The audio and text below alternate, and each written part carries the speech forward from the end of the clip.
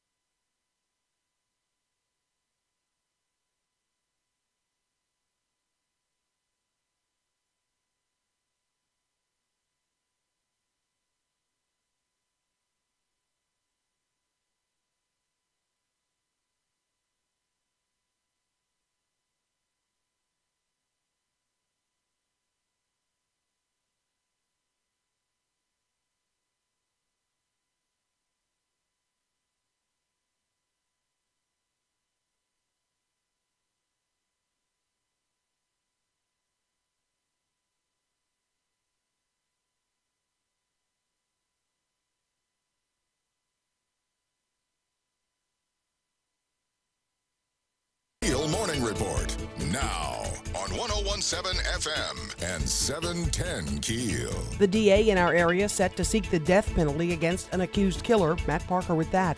The Caddo DA's office plans to seek the death penalty for Dwayne Willie Watkins. Watkins is accused of robbing, killing, and setting fire to Kelly and Heather Jose in November of last year. The DA's office filed a notice of intent to seek the death penalty on Monday. Watkins is scheduled to be back in court on May 13th.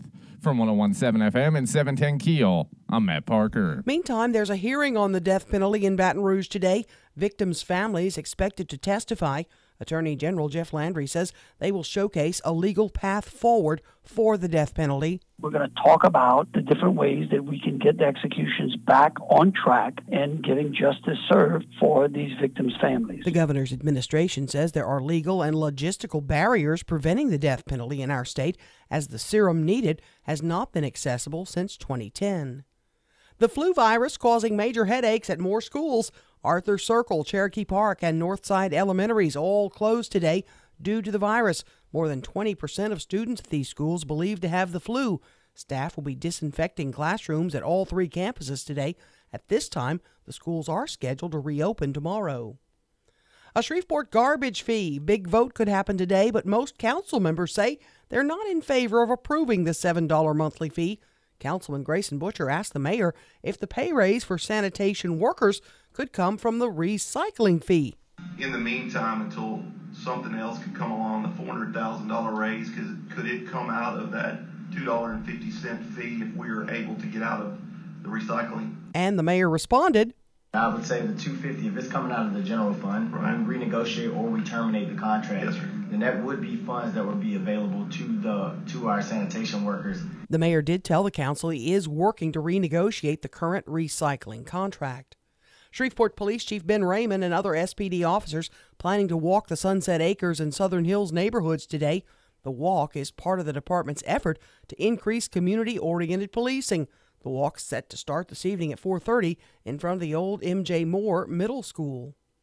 State law prevents the city council from investigating the fire department. Shreveport councils had their hands tied when it comes to the fire department, even though there's been an outcry for an investigation into accusations of racial and gender discrimination. But state law says the only authority over the department is the Civil Service Board. U.S. Senator Bill Cassidy says he's reintroducing the College Transparency Act. He says the legislation aims to make education more affordable by making a college reporting system available and accurate data there on student outcomes. The idea is to provide actionable, customizable information for students and family for education after high school. Cassidy says it will also factor in students with similar backgrounds succeeding at schools. 2 teenagers busted by Bossier deputies in a credit card cloning scam. The 17-year-olds are accused of stealing thousands of dollars from several people around the country. The teens accused of cloning credit cards and using those numbers to make purchases. The last of the U.S. Embassy staff in Venezuela is pulling out as conditions in the country deteriorate. Venezuela struggling to restore electricity following several days of blackouts. Looks like mixed martial artist and boxer Conor McGregor really didn't want someone to take his picture. Authorities say McGregor was arrested in South Florida on charges of robbery and criminal mischief. Police say McGregor was leaving the Fontainebleau in Miami Beach when a man tried to take a picture of him. Police say McGregor slapped the phone out of the man's hand, stomped on it, then grabbed the phone and left with it. I'm Erin McCarty on 101.7 FM and 710 KEEL.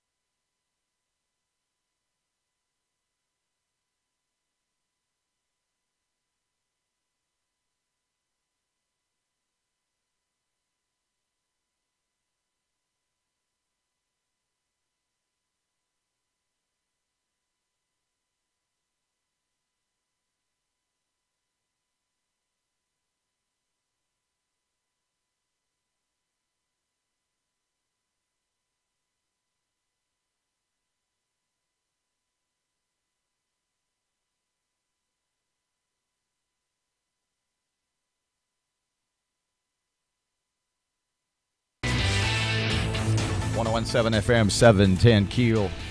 Tuesday morning traffic starting us off. Ruben's ready. Looks like I-220's got it all clear for your early morning drive to work or school, but look out later on this morning for some traffic delays on I-49 northbound near Kings Highway. If you have anything to report to us, give us a call at our Planet Fitness Traffic Hotline, 687-ROAD. Well, after some patchy fog, clouds expected here through the afternoon, 70 today. Clouds continue tonight, low 63. Showers and thunderstorms tomorrow. Some of the storms could contain strong gusty winds at 68. Partly cloudy Thursday, 67. Dry Friday, cooler, high 58. Richard Wettig, the Weather Channel.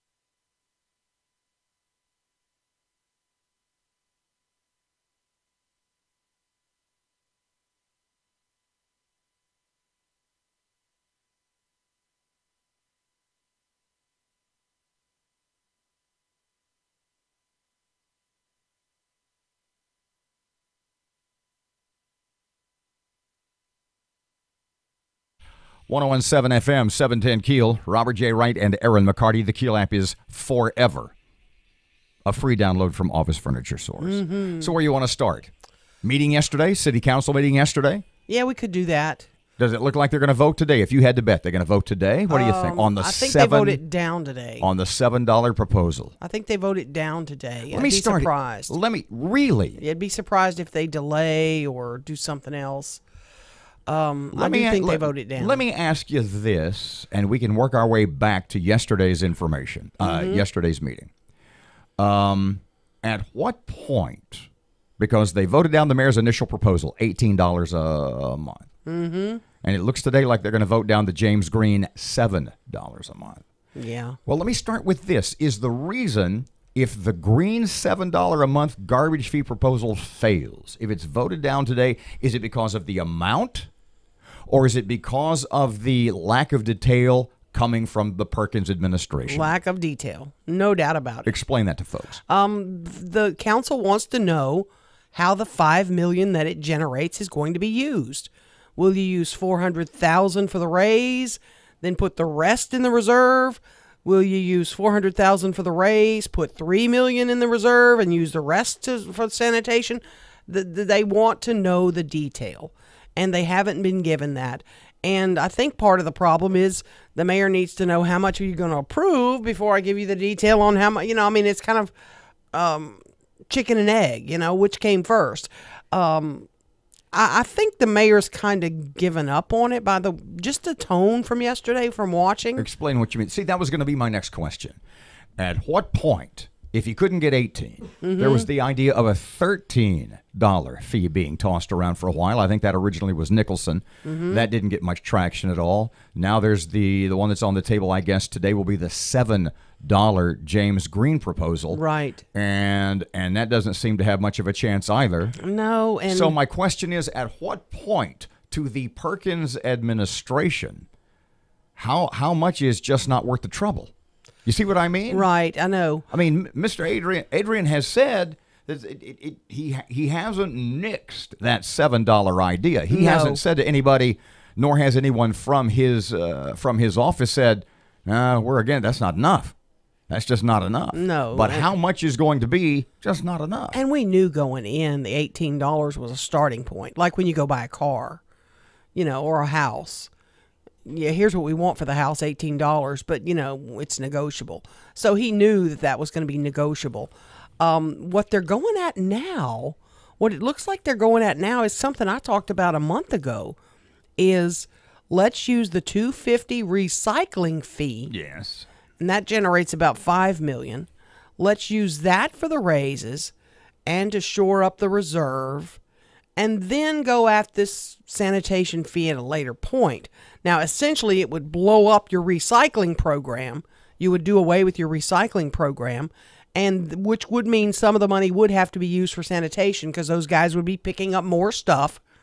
They would have other stuff to pick up that Republic picks up now. The deal with Republic Services that takes it out to Pratt Industries, that would, for all intents and purposes, cease to exist. Yeah, that's what it looks like. But the mayor did have some comments yesterday saying there's a lot of people in our community who still want a recycling program. So we got to figure out how to get it right. And he said he is renegotiating that contract with Republic and Pratt. Now, see if but he said he didn't want to bring all that at once. He said, I'm kind of giving it to you piecemeal. I'm going to do this sanitation fee first, and then I'm going to bring the recycling program to you at a later point. But several council members, one yesterday, Mr. Butcher, said, why can't we use this $250 fee, to bolster the sanitation workers' pay while we're taking another look at the recycling program? Well, specifically, if you only need $400,000, if you've got a $2.50 fee, off the top of my head, I don't know what the contract with Republic/Pratt calls for, but it's $2.50. But no, a month. I know what it is a month. I don't know what we pay to Republic to pay to Pratt, et cetera, et cetera. Right.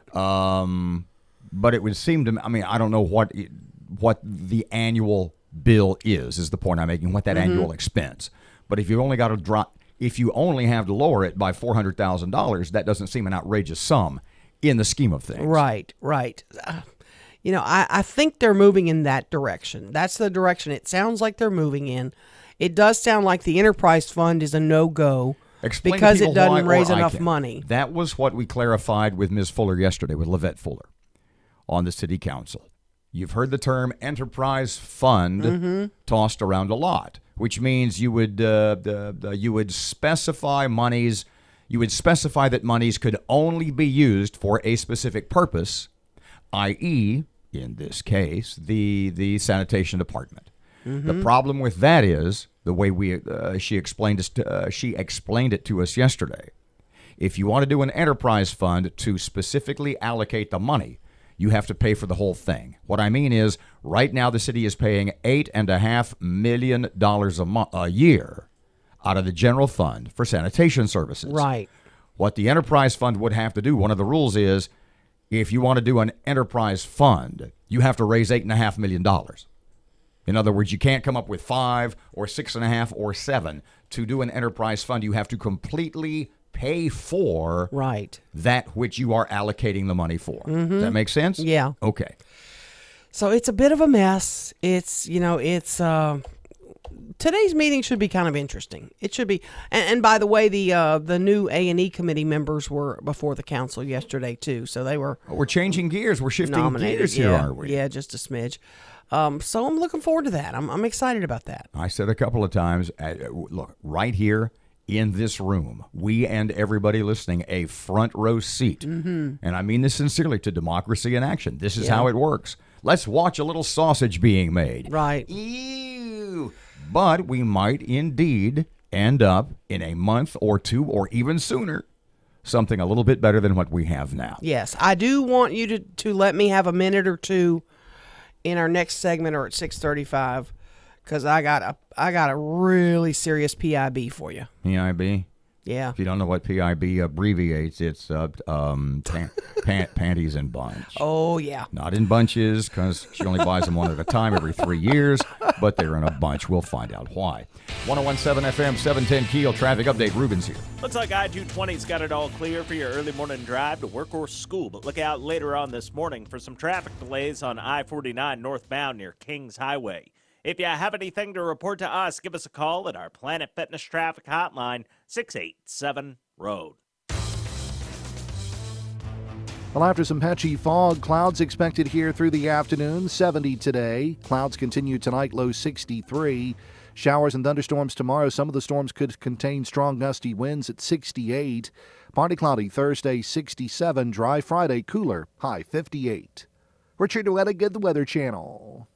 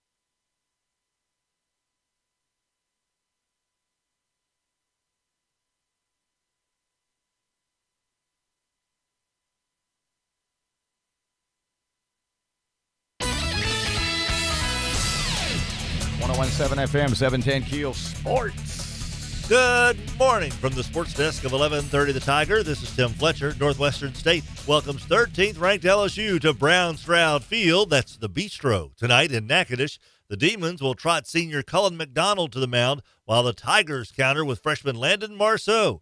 This is the first visit to the Bistro for LSU since 2014. First pitch is set for 6:02. LSU freshman Naz Reid is expected to return to the lineup in the Tigers' first SEC tournament game Friday at noon. Reid sat out Saturday's SEC title-clinching win over Vanderbilt with an undisclosed injury, although interim head coach Tony Benford, after the game on Saturday, said Reid was going through protocol, suggesting that he had suffered a concussion. The status of suspended head coach Will Wade and freshman guard Javonte Smart remains unclear. Former LSU standouts Quan Alexander and Tyrann Mathieu agreed to lucrative deals with new teams in the NFL a couple of days before free agency officially begins. Alexander, a Tampa Bay Buccaneer since the 2015 draft, will sign the richest deal for an inside linebacker in league history when he inks with the 49ers for 4 years and $54 million. Mathieu leaves the Texans for Kansas City in a 3-year, $42 million deal. Former Calvary star Brandon Wilson re-signed with Cincinnati, where he has been since the 2017 draft. From the sports desk of 1130 The Tiger, this is Tim Fletcher.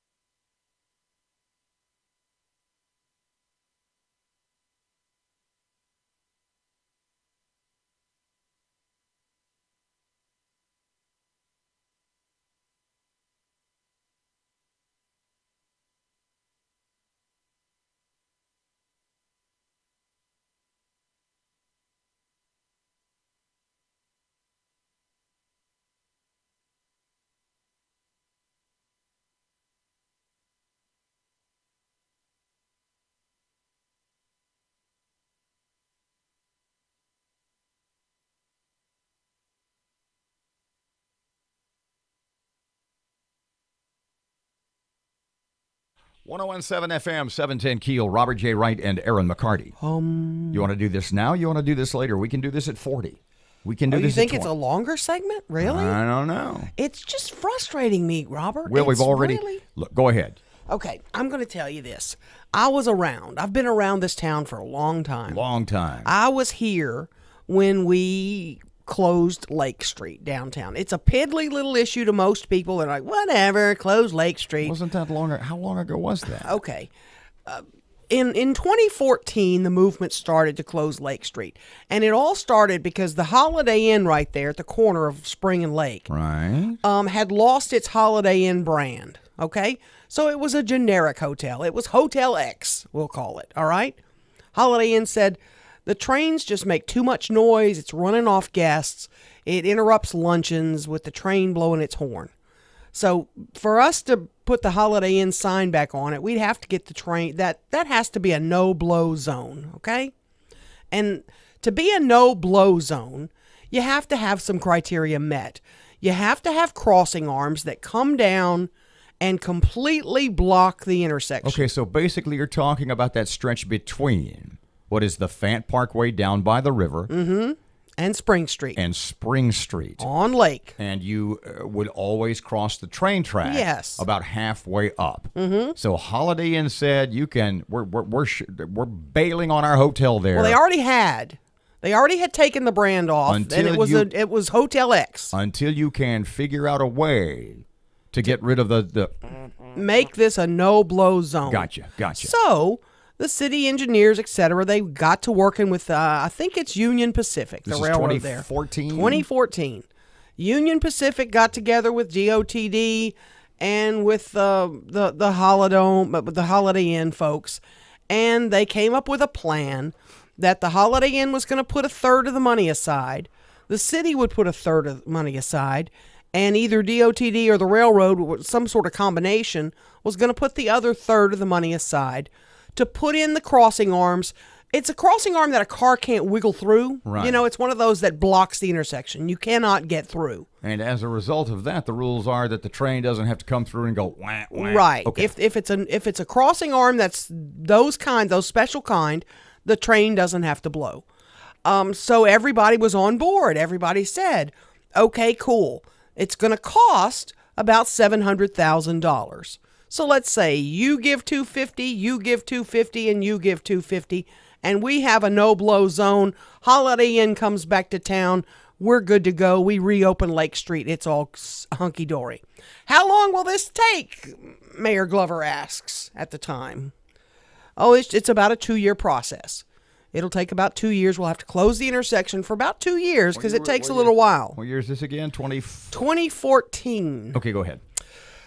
So everybody's on board. It's all good. We close down the intersection. You know, in the meantime, you have the Times there. You have other businesses on Lake Street who are like, no, don't do this. This is going to kill our business.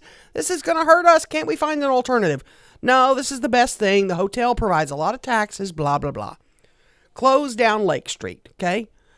To put in the crossing arms. Make the improvements to the tracks, whatever they're going to do. Fast forward to now. 4 years later, 5 years later, Almost now, 5. because the Lake Street closed in January of 2015. Right. Okay, so it's been closed for 4 years. There are no crossing arms there. The street is still closed. Now, the folks from the city get up before the city council yesterday. My head's gonna explode. And said, to get the crossing arms that we need there to make it a no-blow zone costs $1.8 million. What? $1.8 million. And it's $60,000 a year to maintain it. We don't have the money to maintain it. Holiday Inn's not planning to maintain it. The railroad's not planning to maintain. I mean, it's like nobody wants to say, I'll do. So we still have the road closed. So what have they been doing? Good question, Robert. Good. Can I curse right now for a moment? No. Good freaking question. What have they been doing for 4 years? And they just find out And I'm not blaming it on this new city council or the new mayor or the new administrators at all. But I'm like, who's been driving this boat for 4 years that we were told it was going to be $700,000? We're going to have a no-blow zone. Holiday Inn's going to be back. We're all good. Holiday Inn's back. We'll give you that. We got the green sign back on the building. And that's cool. But Holiday Inn had said all along, we're setting money aside to pay our third of the cost. Holiday Inn's got the money to pay the third of the cost for the crossing arms. There are no crossing arms there. Except it's not a third of the cost anymore either. No, exactly. And the big picture go ahead. Of this is that what is on Lake Street at the Clyde Fant Parkway? What is sitting right there? Cyport. One of the jewels of our city. You cannot tell me that closing the street to get to one of the jewels of our community has not been hurt by closing the road to it. Tons of people would get off I-20, go on Lake Street to get downtown. They'd see Cyport and go, I'm going to take the kids there next time I'm down here. Take a right turn there at the Holiday Inn. People that come up Clyde Fant Parkway, they want to be able to turn left on Lake Street to get to downtown instead of going through all the casino traffic. So what is what's you know what they did yesterday and what's going to happen today? Is they're going to extend keeping it closed. Because the ordinance to close it has expired. So they're extending the ordinance to keep Lake Street closed. After 4+ years, we are no closer to getting the crossing arms. No. The no-blow zone, no. Somebody's there digging, working, I don't know, doing something. I don't know what they're doing. Or is it just... They're doing nothing. Is it sitting there... Because I've never been that close to it because... It's closed. It's closed. I don't know if the track is dug up. I don't know if there's holes. The trains are still coming. Are they? Trains are still coming. So literally the road is closed. Yeah. The road is closed. Yeah. But... has anything at all been done? No. This is government hard at non-work for 4 years. Government hard at non-work. I don't understand. This is chapter 1. Oh, my God. I've got a feeling we're going to hear more about this. Oh, man, no doubt. 101.7 FM, 710 Keel. Local news just a couple of seconds away. Ruben's ready. Traffic update. Everything's looking pretty clear for your early morning drive to work or school, but look out a little later on this morning for some traffic delays on Line Avenue near Olive Street due to construction. If you have anything to report to us, give us a call at our Planet Fitness Traffic Hotline, 687-ROAD. Well, after some patchy fog, clouds expected here through the afternoon, 70 today. Clouds continue tonight, low 63. Showers and thunderstorms tomorrow. Some of the storms could contain strong gusty winds at 68. Partly cloudy Thursday, 67. Dry Friday, cooler, high 58. Richard Wettigan, the Weather Channel.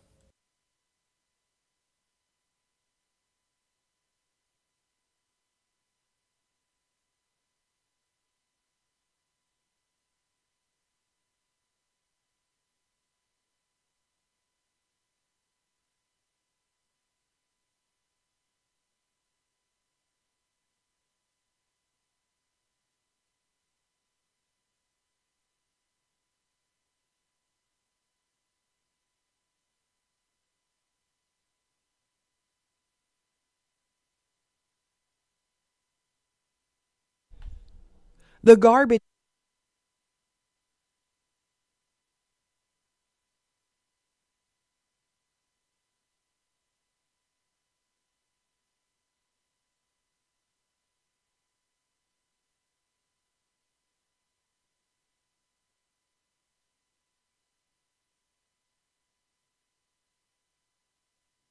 The power of information. KEEL News now. The flu virus causing major headaches at more schools. Arthur Circle, Northside Elementary, and Cherokee Park are all closed today due to the virus. According to school officials, more than 20% of students at these schools believe to have the flu. Staff will be disinfecting classrooms at all 3 campuses today. At this time, the schools are scheduled to reopen tomorrow. The garbage fee for the city of Shreveport. The council could take a vote today on a proposed $7 monthly fee.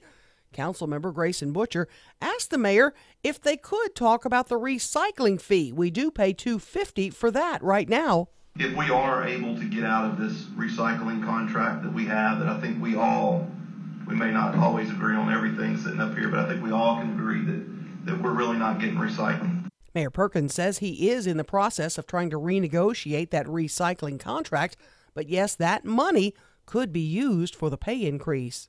The Caddo DA's office planning to seek the death penalty for Dwayne Willie Watkins. Watkins is accused of robbing, killing, and setting fire to Kelly and Heather Joes in November of last year, just after they left Mall St. Vincent. The DA's office filed a notice of intent to seek the death penalty on Monday. Watkins set to be back in court on May 13th.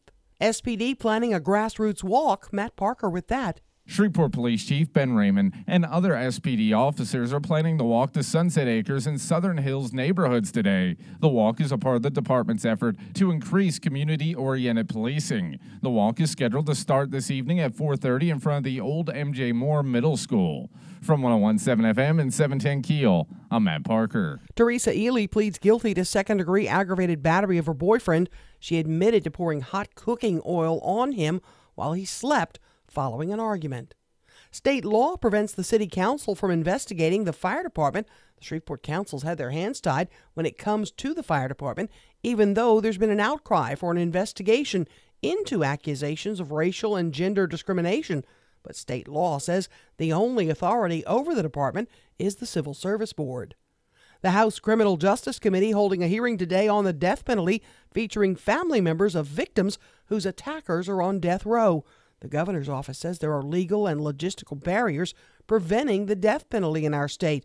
But Jeff Landry, the Attorney General, says that's a poor excuse, and the lack of an executable death penalty incentivizes more crime. Got over 70 people sitting on death row right now awaiting executions. And this hearing, I'm hoping, will highlight the victim stories. Landry cited recent executions in Texas and Oklahoma as evidence that with some legal and policy tweaks, Louisiana could begin executions again as well. The legislative session less than a month away, and two topics look to be hot-button issues. One of those, teacher and school support personnel pay raises. It comes with an estimated $135 million price tag. LAPolitics.com publisher Jeremy Alford says figuring out how to pay for it could be a struggle. We've seen other states kind of tap dance around this issue, and it's resulted in teacher strikes. We've seen neighboring states react differently and push increases through the Capitol. The proposal would raise teacher pay by $1,000 and support personnel by $500. A woman in Florida in some big trouble today. Seems she got into a fight with her boyfriend over his snoring. That's when she pulled out a shotgun and shot him. He is going to be okay.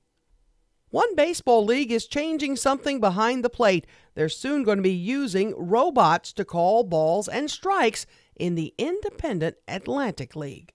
I'm Erin McCarty on 101.7 FM and 710 KEEL.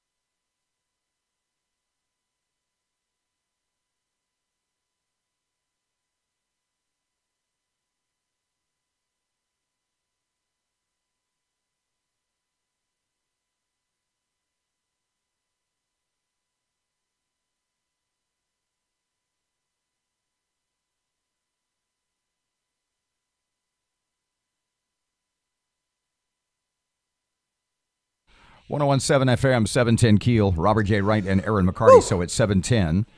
Caddo Commissioner Stormy Gage Watts. What's the deal? She's the presidente yes. Of the Caddo Commission. And we need to know what now with the monument. The commission has won. They won the legal fight. They can now remove the monument if they choose to. Are they going to? Are they going to get prices for moving it? I saw the ruling. I saw the court deal this past weekend or late last week, and it was like with prejudice, and basically that it was the Daughters of the Confederacy, right? That had the way the court ruled was, correct me if I'm wrong, they basically told the Daughters of the Confederacy, whatever their official name is, I apologize for not knowing. They basically said to them, "Why did you bother us with this?" Is that sort of what the suit? Kinda. You have no legal standing here, essentially. Yeah. And now it's up to the parish to decide what to do with the monument. So the ball is 100%. Correct me if I'm wrong now.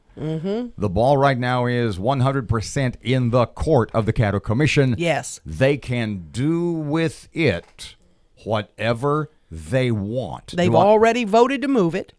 They already cast that vote more than a year ago. And I don't know that they've gotten prices on moving it. If they want to come in later today and rope the area off and pull it out of there and lay plastique around the base of the statue, right. The court has said, and blow it to smithereens. They could blow it to smithereens. Basically, the court has said, if you do it in a safe manner, you probably can do that. But they have several folks. I know the folks at the Norton Art Gallery have offered to house it. There have been other people who've said we would like it, in our location for historical purposes. And I think they'll move in that direction. I think a responsible Caddo Commission will say, what was that? A responsible Caddo Commission will say, yes, we'll agree to move it. Now, the problem is the price tag. Is it $1 million to move it? Is it $10,000 to let people go at it with pickaxes? I don't know. You can get plastic on eBay. Yeah. Stormy Gage Watts, Caddo Commissioner, joins us in just about 30 minutes. Okay. In the Hayride, thehayride.com, an awesome article yesterday about the LSU basketball mess. I will bring you, if you didn't see this, there is some amazing analysis. We'll cover that in just a couple of seconds. There's always more than meets the eye, isn't there? Uh-oh. Traffic update, Yo Ruben. Looks like I-220's got it all clear for your early morning drive to work or school, but look out later on this morning for some traffic delays on I-49 northbound near Kings Highway. If you have anything to report to us, give us a call at our Planet Fitness Traffic Hotline, 687-ROAD. Well, after some patchy fog, clouds expected here through the afternoon, 70 today. Clouds continue tonight, low 63. Showers and thunderstorms tomorrow. Some of the storms could contain strong gusty winds at 68. Partly cloudy Thursday, 67. Dry Friday, cooler, high 58. Richard Wettigan, the Weather Channel.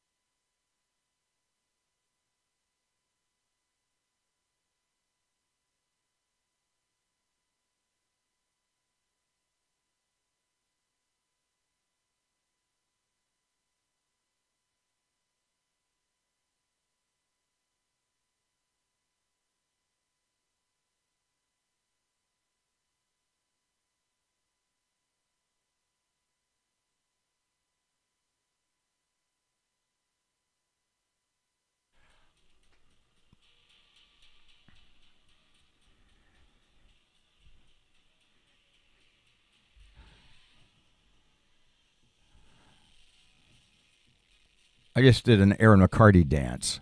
Oh, my God. You really did. I know. You were flapping and all. Oh, it was horrible. I don't know what I was doing. 101.7 FM, 710 Keel. Robert J. Wright and Erin McCarty, Shreveport Security Systems text line, 318-392-1884. Okay, so most everybody is up to date on up to speed on the Will Wade, LSU basketball coach, on that story. Do you have any questions about that? Do you have any questions before I kick into the new stuff from the article yesterday at thehayride.com, which is freaking great. No, I really don't. The thrust of the Hayride article was this: that Will Wade, LSU basketball coach, was not suspended because of any ties he had with that shady Christian Dawkins guy. He was not suspended for cutting some sort of underhanded, secretive NCAA rules-breaking deal. According to the Hayride, well, let me read it to you because it's pretty freaking awesome. You ready? Mm-hmm. Okay. Where Wade, meaning Will Wade, has been dragged into the case, they give a little background information on this Christian Dawkins guy and how he's basically a high school basketball player pimp where he inserts himself into this quote-unquote educational pipeline and basically holds colleges' feet to the fire to get illegal stuff for the player, the high school player, or the player's family. Right. In the process of selecting a college, where they usually go to do the one and done. Follow me on this now, because this is great. Where Wade has been dragged into the case is that he had a number of phone conversations with one of the men, Christian Dawkins, a middleman, serving as a consultant for Adidas, who was in a position to broker recruits to coaches, but apparently never actually brokered one to Wade. Dawkins' attorney, here's where it's going to get great. Dawkins, in a bad way. Dawkins' attorney, a man named Steve Haney, has told the U.S. attorney in New York that if he, the attorney, continues to press his case against Dawkins, what do you think Dawkins knows? What do you think all these guys that are sort of circuitously or barely associated with Adidas or Nike or any of the other shoe companies, these Dawkins and Dawkins-like characters? Oh, he knows lots of stuff. Haney has told the U.S. attorney in New York that if he continues to press his case against Dawkins, Haney, via Dawkins, will essentially burn down college basketball. Whoa. Wade. Okay. In the scheme of college basketball, is Will Wade a big fish? No. Or an up-and-coming fish? No, he's a salmon. He's an up-and-coming fish. Swimming upstream, yeah. Might be a big fish someday. He might have done something to endanger that possibility. Right. He's not a whale or a shark yet. So what do you think this guy knows? What do you think Dawkins? What do you think his attorney Haney knows? Wade just happens to be the flavor of the month for media outrage, mostly because of LSU's 26-5 record, 16-2 in the SEC. And could, with 3 wins in this weekend's SEC tournament, be a number 1 seed in the NCAA tournament. LSU is hot. So leaking the Wade transcripts does a maximum amount of damage in what looks like a campaign by the defense, i.e. Haney, in these trials to create political pressure to cut a deal for Dawkins. But given the threat that Haney could trash college basketball to save his client, Dawkins, right? Yeah. LSU is likely to be off the front page very soon as other revelations surface. Woohoo. Now, here's where it gets to the interesting part, specifically why Wade was really suspended by LSU. Okay. When the Wade transcripts surfaced on Thursday, LSU's top brass committed what appears to be an incredibly dumb mistake, meaning AD Joe Oliva. They called Wade onto the carpet to discuss those media reports. Now, to request a briefing from Wade doesn't seem that unreasonable, given the bad press the school had gotten because of them. But the problem is that Wade had been subpoenaed to testify in the Dawkins trial about the wiretaps. His testimony is coming up later this spring. Wade legally can't discuss much of anything that's on the wiretaps before he testifies in court. which is why his attorney forbade him from talking to the LSU administration. So basically, what the Hayride is saying in their article is that the reason that Wade was suspended is not because he was on the tapes, not because he may or may not have cut a deal, not because he was attempting to circumvent all these NCAA rules. Because he didn't tell his own administration? Because he couldn't. That the LSU administration is so not smart, right, that they didn't realize that he couldn't talk to them. And yet they suspended him, not for any of the reasons I just gave, but because he wouldn't sit down and talk to them. Wow. At the advice of his lawyer. Yeah. Whew, what a mess. 101.7 FM, 710 KEEL, Robert J. Wright, and Erin McCarty. Your money now, just a couple of seconds away. Here's Ruben. Everything's looking pretty clear for your early morning drive to work or school, but look out a little later on this morning for some traffic delays on Line Avenue near Olive Street due to construction. If you have anything to report to us, give us a call at our Planet Fitness Traffic Hotline, 687-ROAD. 101.7 FM, 710 KEEL Weather Channel forecast kind of cloudy today. Little bitty chance of rain, but warmer high today near middle 60s. Right now, 56 at KEEL. It is 6:50. Your money now brought to us by Barksdale Federal Credit Union.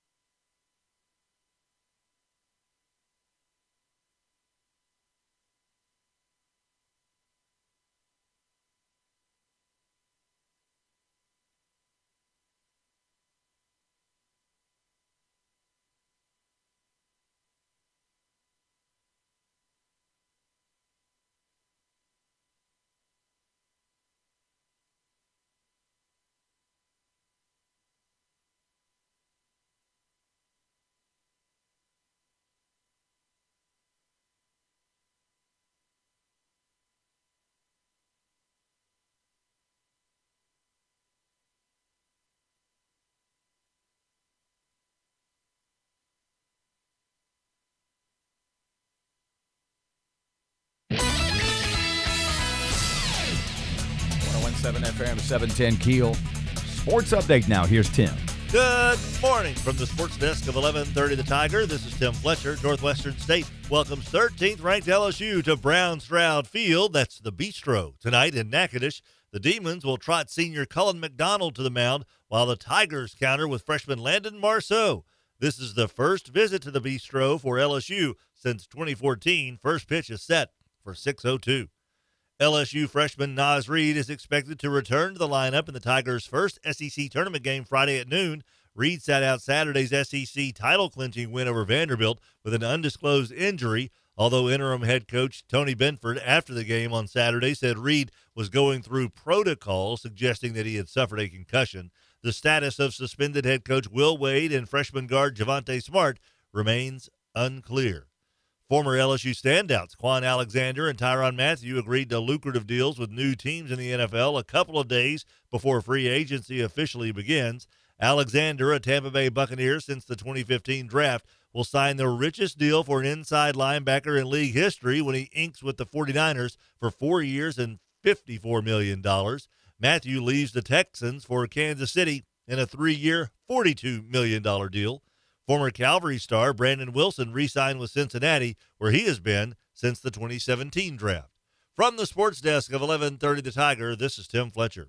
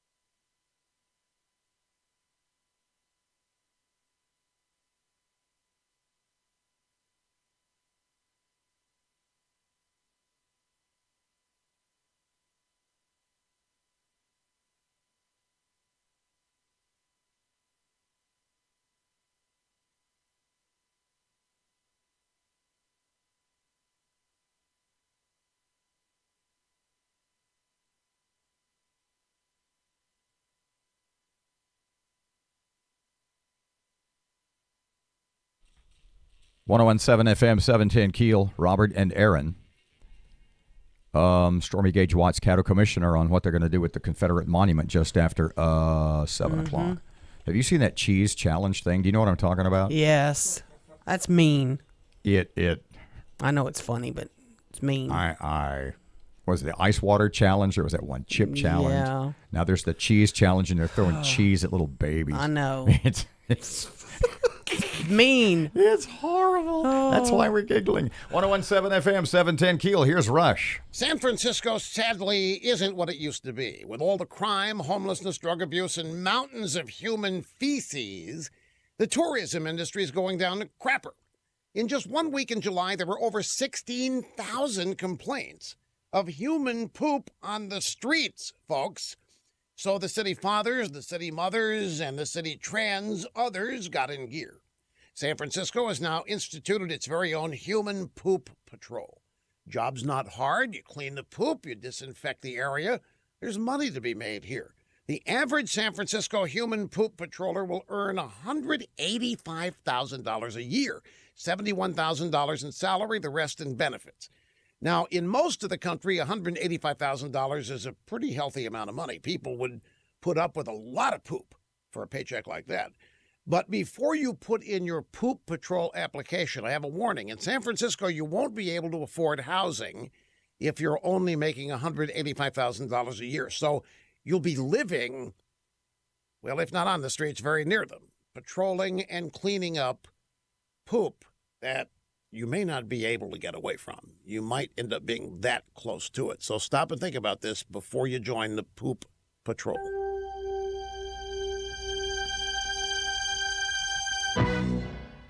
Tax season might be an identity thief's favorite time of year, folks, and that's because there's a chance that your personal information could be exposed with all the tax paperwork going back and forth online. A cyber criminal only needs your name, your date of birth, and your social security number to get a tax refund in your name. They do that by filing before you do. And it's a good thing there's LifeLock. LifeLock uses proprietary technology to see threats to your identity that you could miss if you're just looking at your credit score. If there's an identity theft issue, LifeLock's dedicated restoration team members will work to fix it. Now, of course, no one can prevent all identity theft or monitor all transactions in all businesses, but LifeLock helps protect your identity during tax season and beyond. Sign up right now, get 10% off your first year. It's lifelock.com, or you can call them 800-440-4833. Make sure you use my name as the promo code when you sign up. You get 10% off. Just received reports of a minor accident on North Market near Thomas Drive.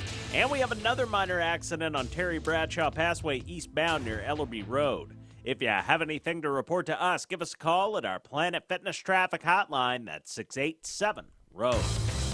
KEEL Weather Channel forecast, kind of cloudy. Small chance of rain today, a little warmer, maybe middle to upper 60s.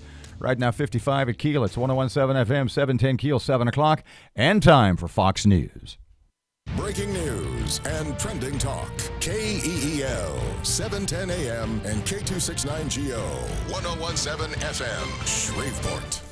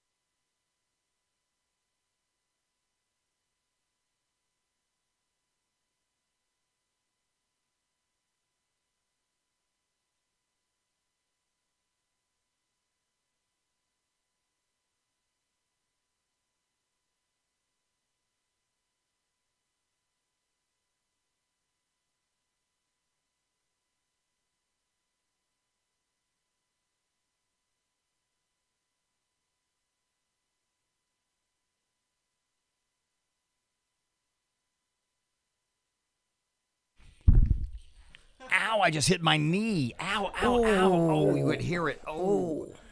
I didn't know I had a funny bone there. Just after 7 o'clock, Robert and Erin, 101.7 FM, 710 KEEL. Erin has local news up next. The DA to seek the death penalty against an accused killer. There is a big death penalty hearing in Baton Rouge today, and the flu virus causing some major headaches. Guest list this hour, Caddo Commissioner Stormy Gage Watts. What will the commission do now that the court has said you can do with the Confederate monument? Anything you want. Yep. Senator Conrad Appel joins us at 7:40 talking teacher pay raises. Fletcher Sports, Traffic, and Weather. It's coming up this hour, all right here on KEEL.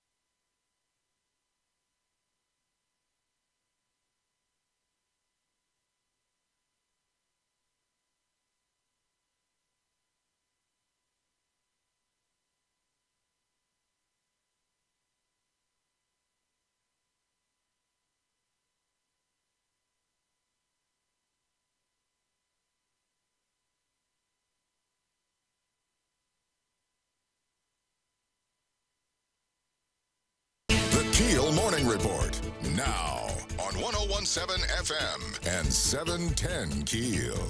The garbage fee for the city of Shreveport, a big vote could happen today, but most council members say they're not in favor of approving the $7 monthly fee.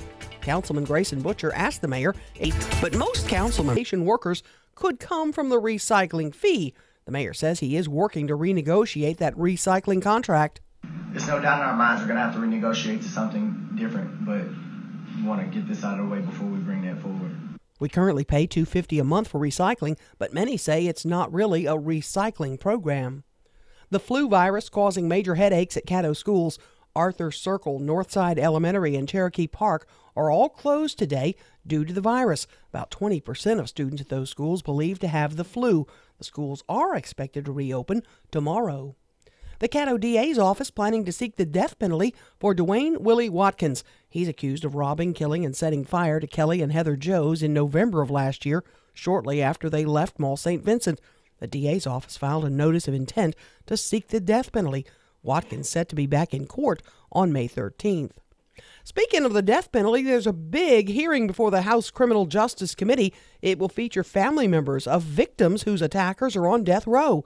Governor Edwards says it's his duty to follow the law, and currently the law provides no pathway towards enforcing executions.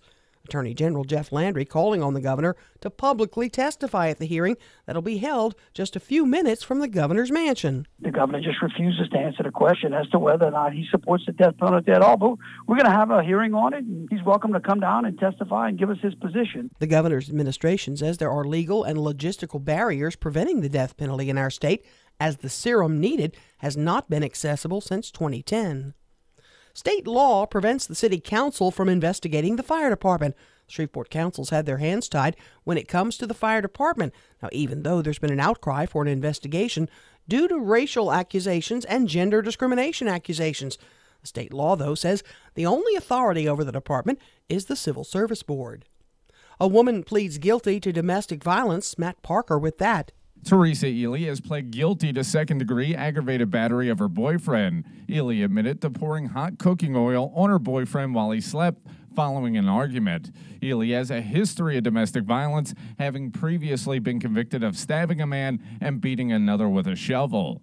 Due to her multiple offenses, Ely faces life in prison. From 101.7 FM and 710 KEEL, I'm Matt Parker. Shreveport Police Chief Ben Raymond and other officers are planning to walk the Sunset Acres and Southern Hills neighborhoods today. The walk, part of the department's effort to increase community-oriented policing. It begins this evening at 4:30 in front of the old M.J. Moore Middle School. Senator Bill Cassidy reintroducing the College Transparency Act. He says the legislation aims to make education more affordable to students. They may graduate with $50,000 in debt, and they have an 80% chance of graduating in that curriculum, and that they will earn $100,000 within the first 2 years of graduating. Cassidy says he, along with LSU President F. King Alexander, co-authored an op-ed for CNN in support of the act. A 25-year-old Mississippi woman arrested after 2 of her 3 children drowned when she left them in a locked SUV and it rolled into a creek. A 3rd child was rescued as the SUV was floating downstream. The daughter of an Alabama woman whose cremated remains were lost by a funeral home wins $12 million. The Pinecrest Funeral Home in Mobile lost the remains of Shelley Hood's mother, who died in 2011. I'm Erin McCarty on 101.7 FM and 710 KEEL.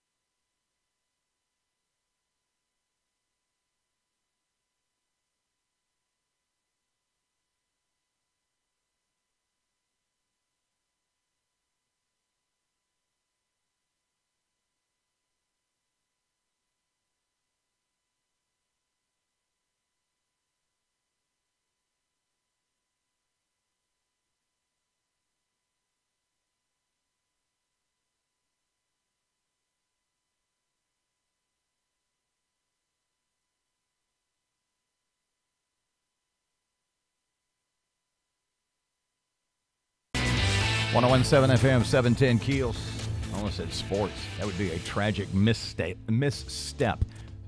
Oh, yeah, traffic. Here's Ruben. The intersection at Kings Highway and Linwood Avenue is dealing with some slow-moving traffic right now. And we're still dealing with a minor accident on Terry Bradshaw Passway eastbound near Ellerby Road. If you have anything to report to us, give us a call at our Planet Fitness Traffic Hotline, 687-ROAD. Well, after some patchy fog, clouds expected here through the afternoon, 70 today. Clouds continue tonight, low 63. Showers and thunderstorms tomorrow. Some of the storms could contain strong gusty winds at 68. Partly cloudy Thursday, 67. Dry Friday, cooler, high 58. Richard Wettigan, the Weather Channel.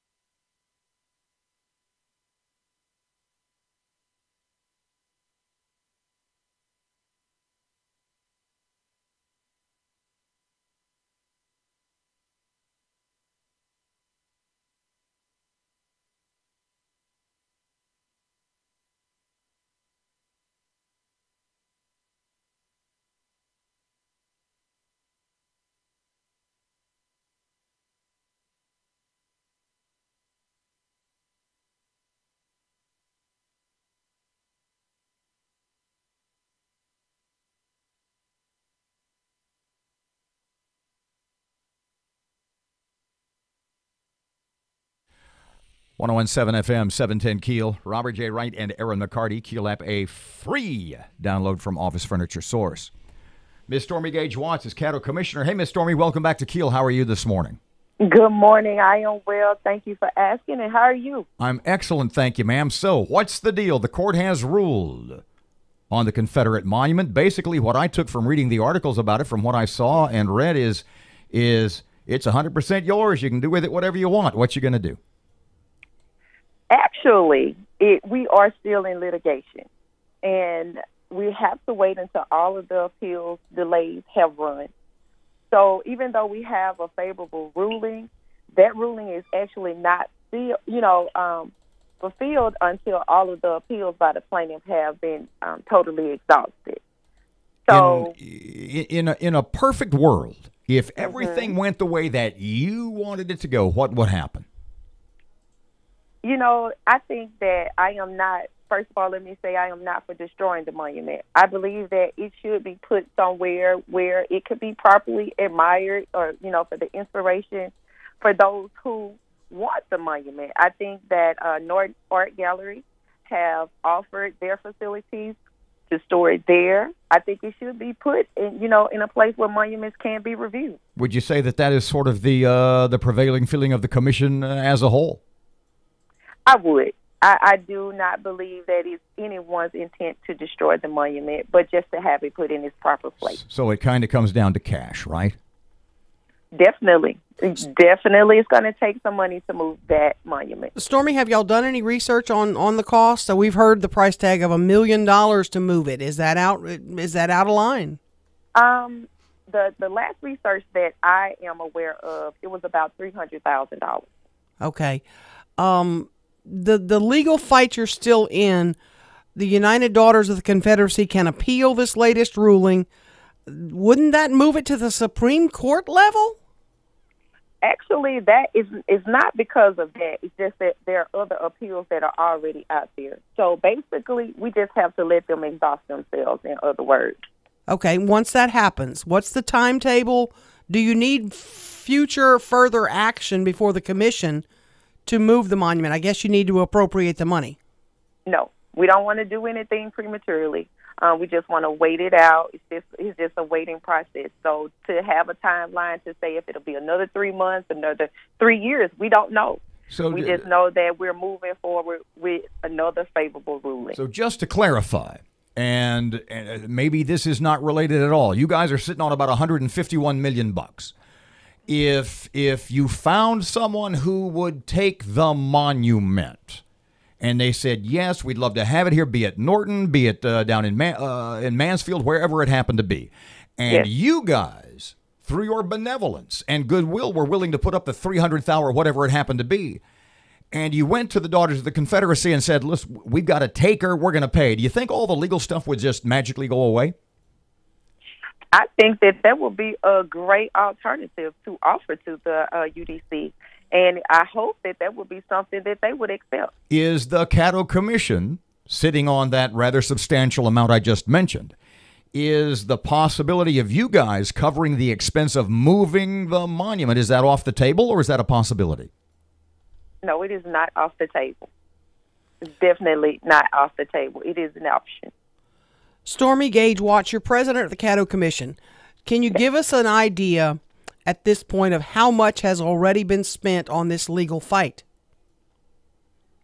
I cannot actually give you an actual total cost on what has actually been spent to date fighting for the removal of this monument. All I know is that we do have a lot of in-house that is working on it as well as outside sources. Tens of thousands, hundreds of thousands. What would be your guess? I would guesstimate within tens of thousands. Will you be requesting that to find out how much this has cost to date? I mean, you're in charge of the commission now. You're the head cheese up there. Yes, I will. I think that is imperative to know at this point because we need to know moving forward so we can get a total cost on what it's actually costing the citizens of Caddo Parish. We're fighting a fight, for this monument to be removed when we have made all of the necessary precautions to do so. With the court coming back ruling for you guys, with the folks who want the monument removed from the courthouse grounds, with the ruling coming back in your favor, have there been any, based on what you said earlier just a couple of seconds ago, have there been any sort of behind-the-scenes or behind-the-curtain discussions with the Daughters of the Confederacy and some other groups who might appeal saying, look, we can work this out? It seems to me that there have been folks who are willing to take the monument. Have there been any talks sort of off the record you can tell us about?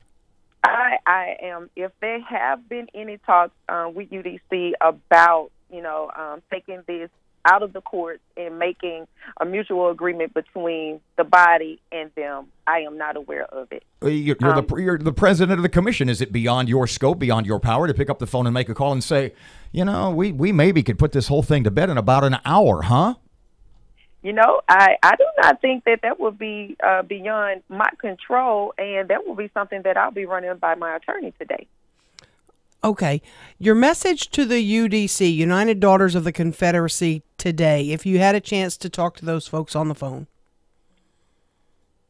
If I could talk to them today, I think that it would do a favor for the citizens of Caddo Parish if we would come to a mutual agreement and remove the monument from a public ground that belongs to Caddo Parish and place it in a facility where it be received and it can still give whomever the inspiration that they would like to receive from it.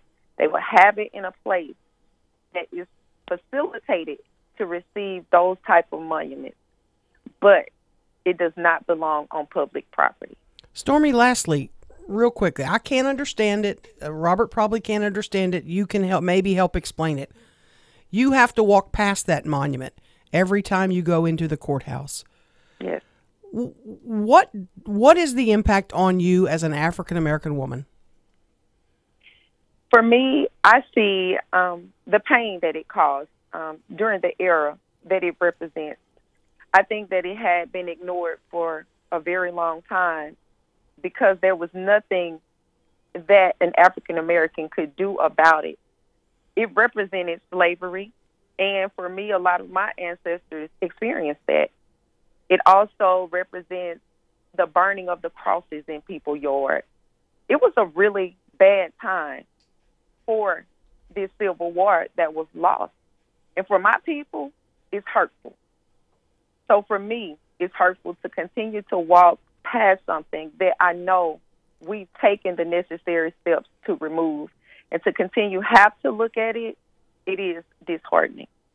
Stormy Gage Watts, Caddo Parish Commission President. Thanks for your time. Thank you. 101.7 FM, 710 Keel Sports just ahead. Fletch is standing by. Here's Ruben. The intersection at Kings Highway and Linwood Avenue is dealing with some slow-moving traffic right now. And we're still dealing with a minor accident on Terry Bradshaw Passway eastbound near Ellerby Road. If you have anything to report to us, give us a call at our Planet Fitness Traffic Hotline, 687-ROAD. Well, after some patchy fog, clouds expected here through the afternoon, 70 today. Clouds continue tonight, low 63. Showers and thunderstorms tomorrow. Some of the storms could contain strong gusty winds at 68. Partly cloudy Thursday, 67. Dry Friday, cooler, high 58. Richard Wettigan, the Weather Channel.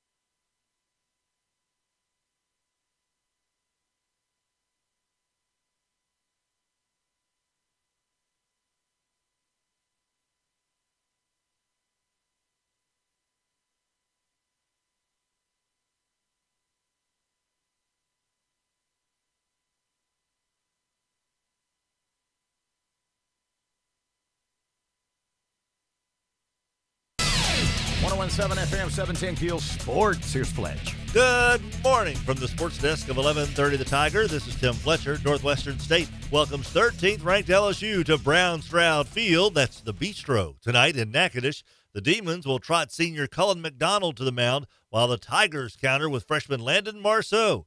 This is the first visit to the Bistro for LSU since 2014. First pitch is set for 6:02.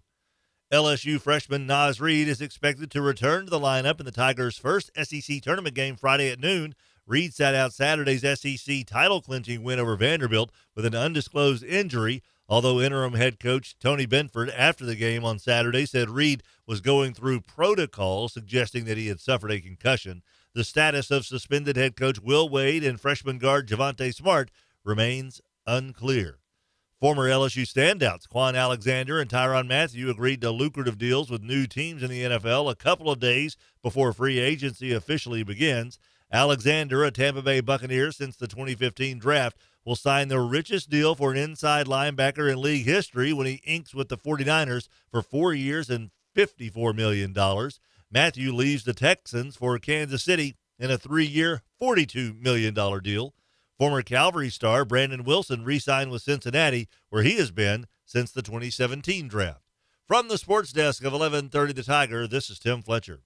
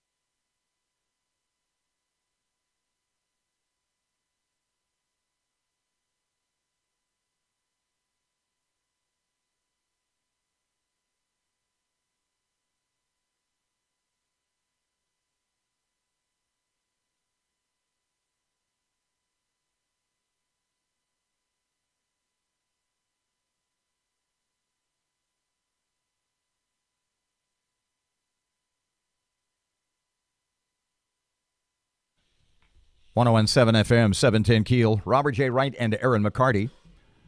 Jack Spring Electric Shockbuster button. Untouched so far today. Well, clock's ticking, baby. The Jack Spring Electric ejector seat, but that's another story for another time. Oh, we have something else to sell. Oh, boy. So what happened yesterday? Planning session, the sort of the planning. The work session, yeah. Work session for the Shreveport City Council. What came up yesterday pertaining to the garbage fee? Lots of trash talking, and it does not look like the $7 monthly fee is going to pass. Now, Mr. Fleury was not there. James Green had to leave early. Both are expected to be there today. Well, yeah, it's their stuff. Green is for it. Stuff, yeah. Fleury's absolutely against it. I would expect. Can I name names and say how I think they're going to vote? We can run down. Sure, you can run down the list how you think they're going to go. Well, we know that Fleury is a no. Yeah, he basically did a read my lips yesterday. Right. Green's a yes. I think Bowman is a yes. I think the rest are no's. So you think it's going to be 5-2? I think it's 5-2. What did Levette tell us? Bradford may be a yes. I need to check in with him. I think Mr. Willie is a definite no on this one. You think he's a no? I think he and Fleury are going to vote together. I think so. I mean, they're besties. So what did Miss Levette tell us yesterday about her reasons? She said, I'm pretty sure I'm practically a no. But the reasons that she gave to me were very interesting. Still doesn't know how the money's going to be spent. Still has not been given any direction on that front. In other words, not the money specifically that now would go from the fee to the sanitation department, but the monies that would be freed up, say theoretically $5 million. Right. If you're bringing in 5, you're freeing up 5 from the general fund. And what Ms. Levette said, we haven't gotten a specific list, a detailed list from the mayor on what he wants to do with that 2 or 3 or 5 or 7 or whatever $1 million number happens to be. I do want to caution you. You know, if you're a resident of Shreveport and you need to pay attention to this, because there's a lot of talk about doing away with the recycling program or renegotiating that contract, but keeping that $250 fee that we all pay on the books and possibly using that for the raise. If you're adamantly against a sanitation fee, You better pay attention to what they do with this, because if they keep that $2.50 fee in place and then do away with the recycling, well, guess what you now have on the books? You have a sanitation fee that, guess what they can do every year? They can raise it every year. So they'll have something on the books that they could say, oh, we now have a sanitation fee. It's not recycling anymore. It's a sanitation fee, and it's time to raise it again. But no, if they do away with the recycling plan, take that $2.50. Now we've decided we're not going to recycle anymore. It's basically only paper now anyway. Yeah, take your stuff to the recycling center on your own if you want to recycle. That's going to be a little more work. By a little, I mean a lot. Yes. More work for the Shreveport sanitation workers. Absolutely. The workers will be picking up more stuff. They'll have to put more stuff in our landfill, which kills the life of the landfill a lot quicker. Luckily, not that many people recycle. Yeah, you got a point. 101.7 FM, 710 Keel. Local news just a couple of seconds away. Senator Conrad Appel joining us at 7:40. Going to talk teacher pay, maybe linking it to performance. Here's Ruben. The intersection at Uri Drive and Southfield Road's dealing with some slow-moving traffic right now. And we have some traffic delays on Benton Road just north of I-220 in Bossier City. If you have anything to report to us, give us a call at our Planet Fitness Traffic Hotline, 687-ROAD. Well, after some patchy fog, clouds expected here through the afternoon, 70 today. Clouds continue tonight, low 63. Showers and thunderstorms tomorrow. Some of the storms could contain strong gusty winds at 68. Partly cloudy Thursday, 67. Dry Friday, cooler, high 58. Richard Wettig, the Weather Channel.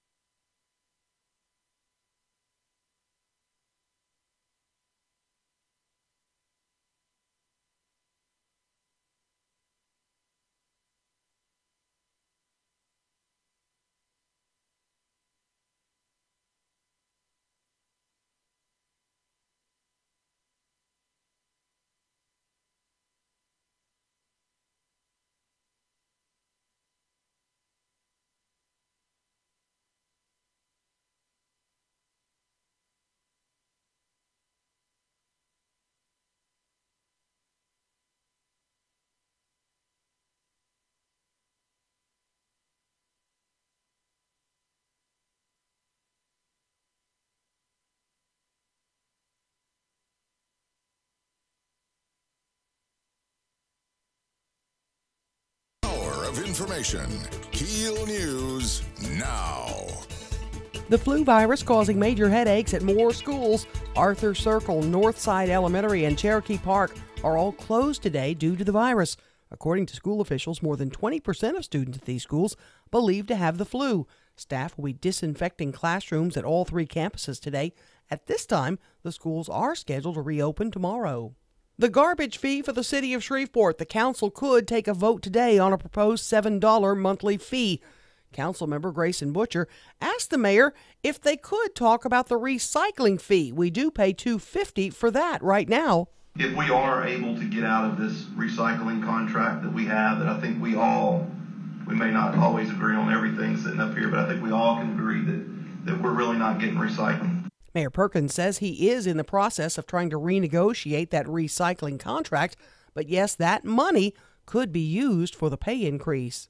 The Caddo DA's office planning to seek the death penalty for Dwayne Willie Watkins. Watkins is accused of robbing, killing, and setting fire to Kelly and Heather Joes in November of last year, just after they left Mall St. Vincent. The DA's office filed a notice of intent to seek the death penalty on Monday. Watkins set to be back in court on May 13th. SPD planning a grassroots walk. Matt Parker with that. Shreveport Police Chief Ben Raymond and other SPD officers are planning to walk to Sunset Acres and Southern Hills neighborhoods today. The walk is a part of the department's effort to increase community-oriented policing. The walk is scheduled to start this evening at 4:30 in front of the old M.J. Moore Middle School. From 101.7 FM and 710 Keel, I'm Matt Parker. Teresa Ely pleads guilty to second-degree aggravated battery of her boyfriend. She admitted to pouring hot cooking oil on him while he slept following an argument. State law prevents the city council from investigating the fire department. The Shreveport councils had their hands tied when it comes to the fire department, even though there's been an outcry for an investigation into accusations of racial and gender discrimination.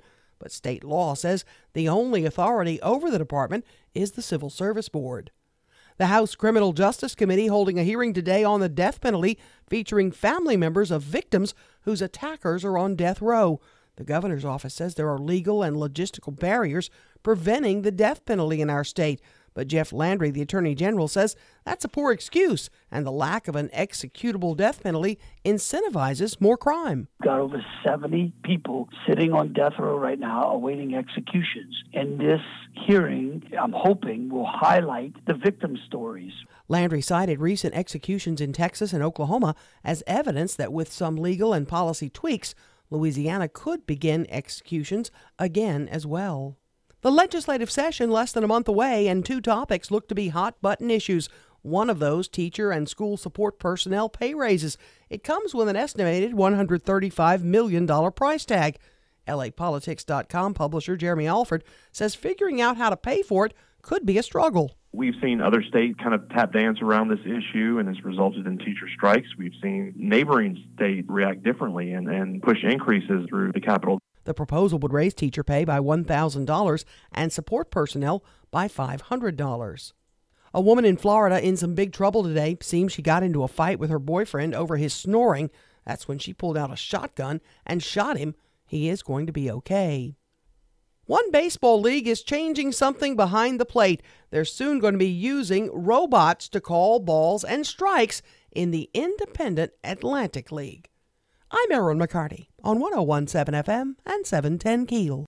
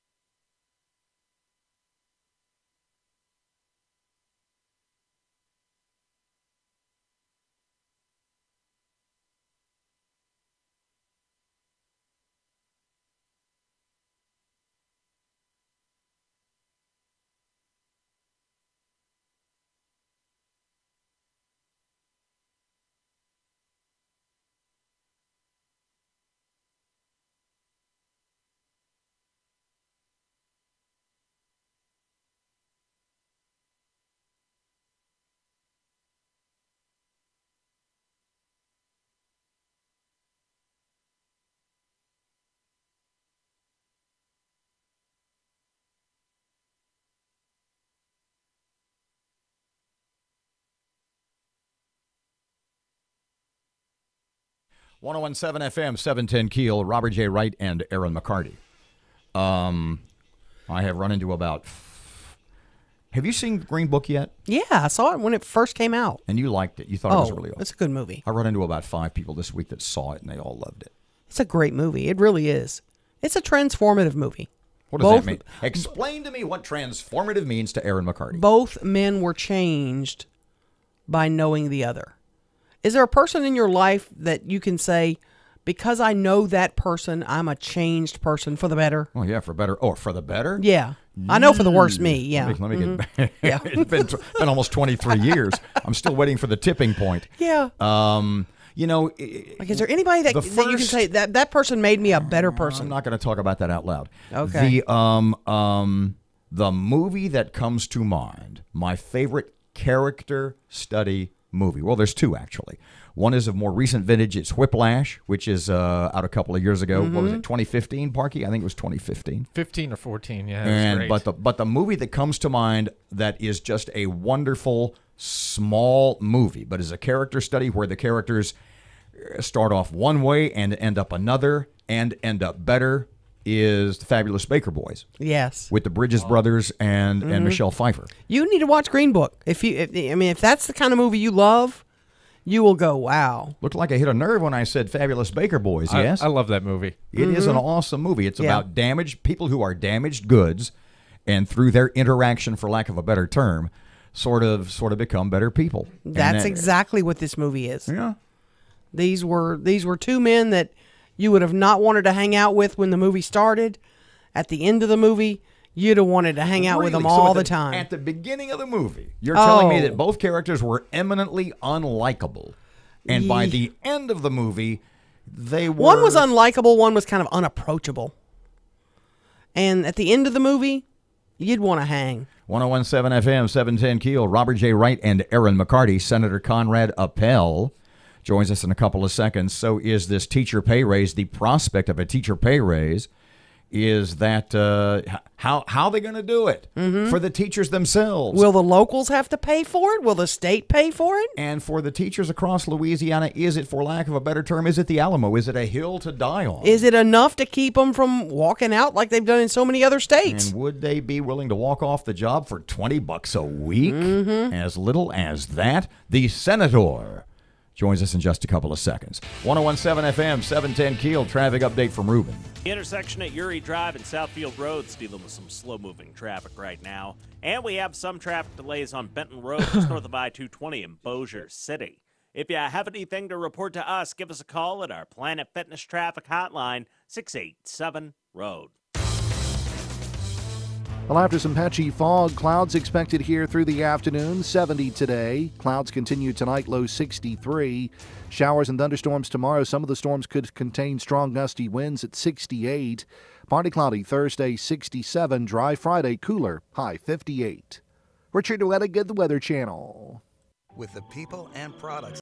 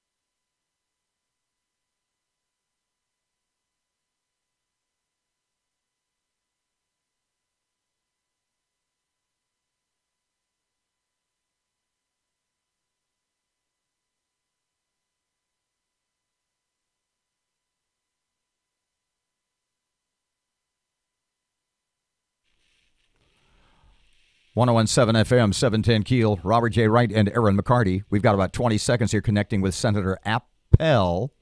Give me a I think it's Appel. We'll have to ask Conrad Appel.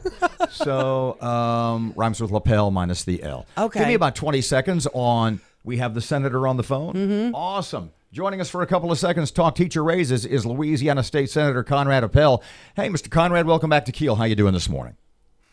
Good morning. How are you guys? Well, I got an article right here. A pay increase for Louisiana public school teachers seems likely at this point, perhaps even from its toughest critics believe it has to happen. Let's start in the macro. What do you think about that in general? And then we can sort of break it down a little bit.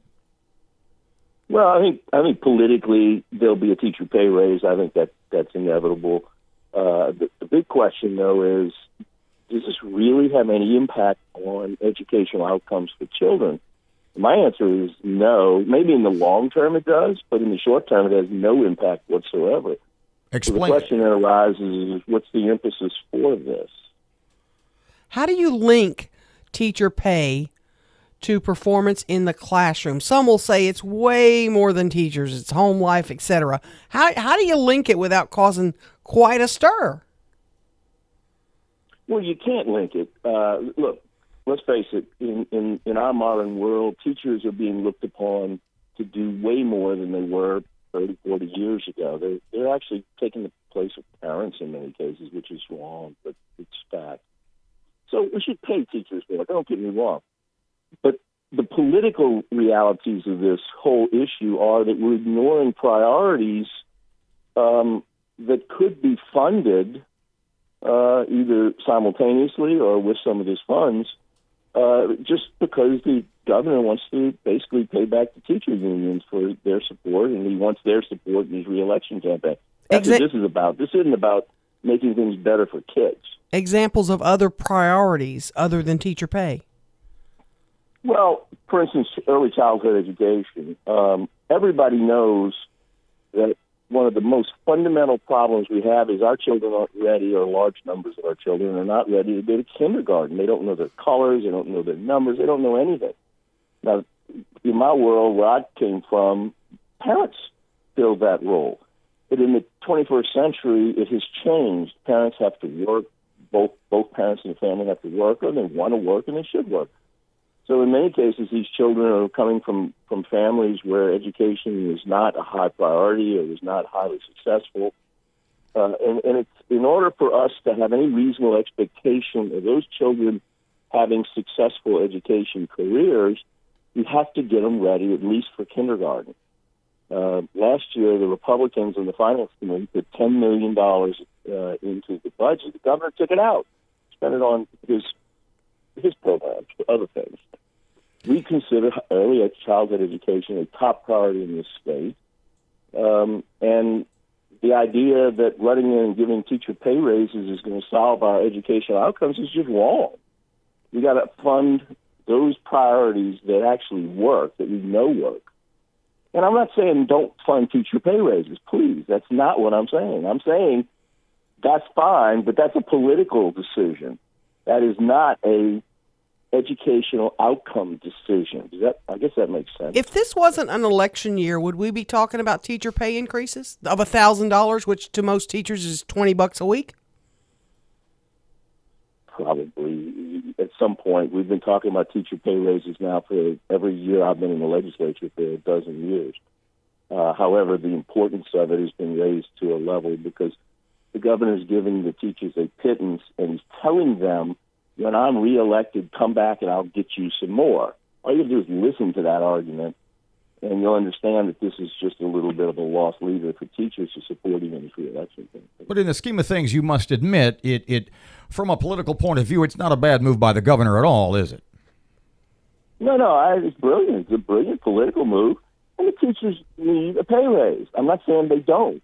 I'm just saying is in 4 years, let me back up. When the governor ran for office, all we heard was he understands education because he sleeps with a teacher.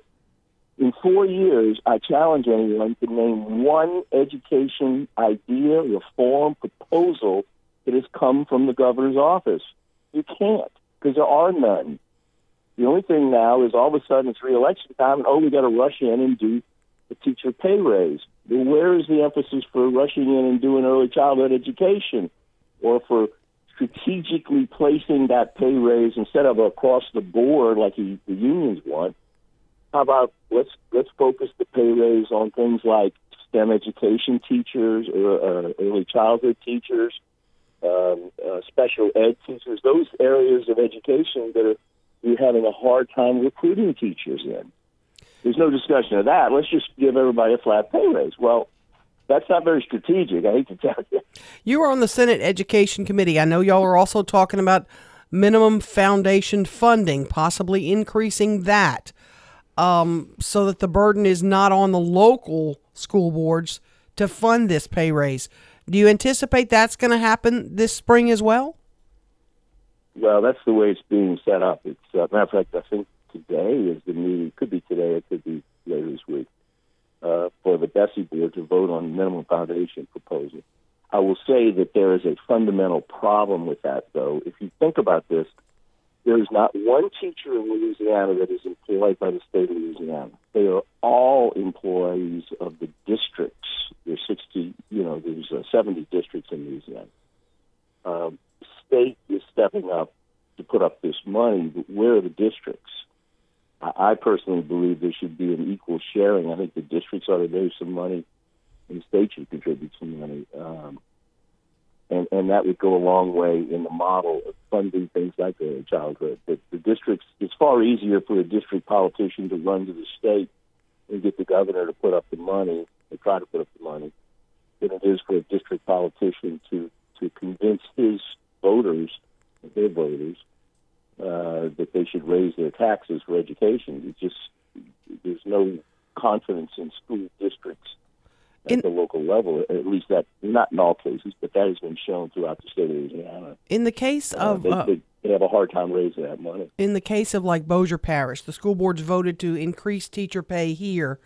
Would they then get this money and they could do something else with it? Is that what you're saying? That's what should be done, but that's not what the governor is proposing. That doesn't fit the union model. What's going to come out of the MFP proposal, I suspect, would be $1,000 per teacher, no matter whether your district is at the upper end of the pay scale or at the lower end. And that's where I get back to the strategic aspects of this. There are a number of very poor districts in our state where teachers are really underpaid. And there are other districts where teachers are actually way over the national average. This proposal the governor has is everybody gets $1,000. What should be done, frankly, in my mind, is it should be strategically laid out so that the very poor districts would get a little bit more, the very rich districts would get a little bit less, and then the districts should have some stake in the game by demanding finding ways to fund additional parts of the pay raise with local funds. But that doesn't fit the political bill. Yeah. The political bill is we want to give everybody $1,000 so they'll go vote for us, in the hope that when I get reelected, I'm going to give you another $1,000 next year. That's what this is about. Gotcha. Senator Conrad Appel, thanks for your time this morning. We appreciate it. Okay, thank you all. 1017 FM, 710 Keel traffic update right now. Here's Ruben. Keeping an eye right now on some slow-moving traffic on I-20 westbound near Spring and Market. And we're still keeping an eye on that accident on North Market southbound near North Thomas Drive. If you have anything to report to us, give us a call at our Planet Fitness traffic hotline. That's 687-ROAD. Well, after some patchy fog, clouds expected here through the afternoon, 70 today. Clouds continue tonight, low 63. Showers and thunderstorms tomorrow. Some of the storms could contain strong gusty winds at 68. Partly cloudy Thursday, 67. Dry Friday, cooler, high 58. Richard Wettigood, the Weather Channel.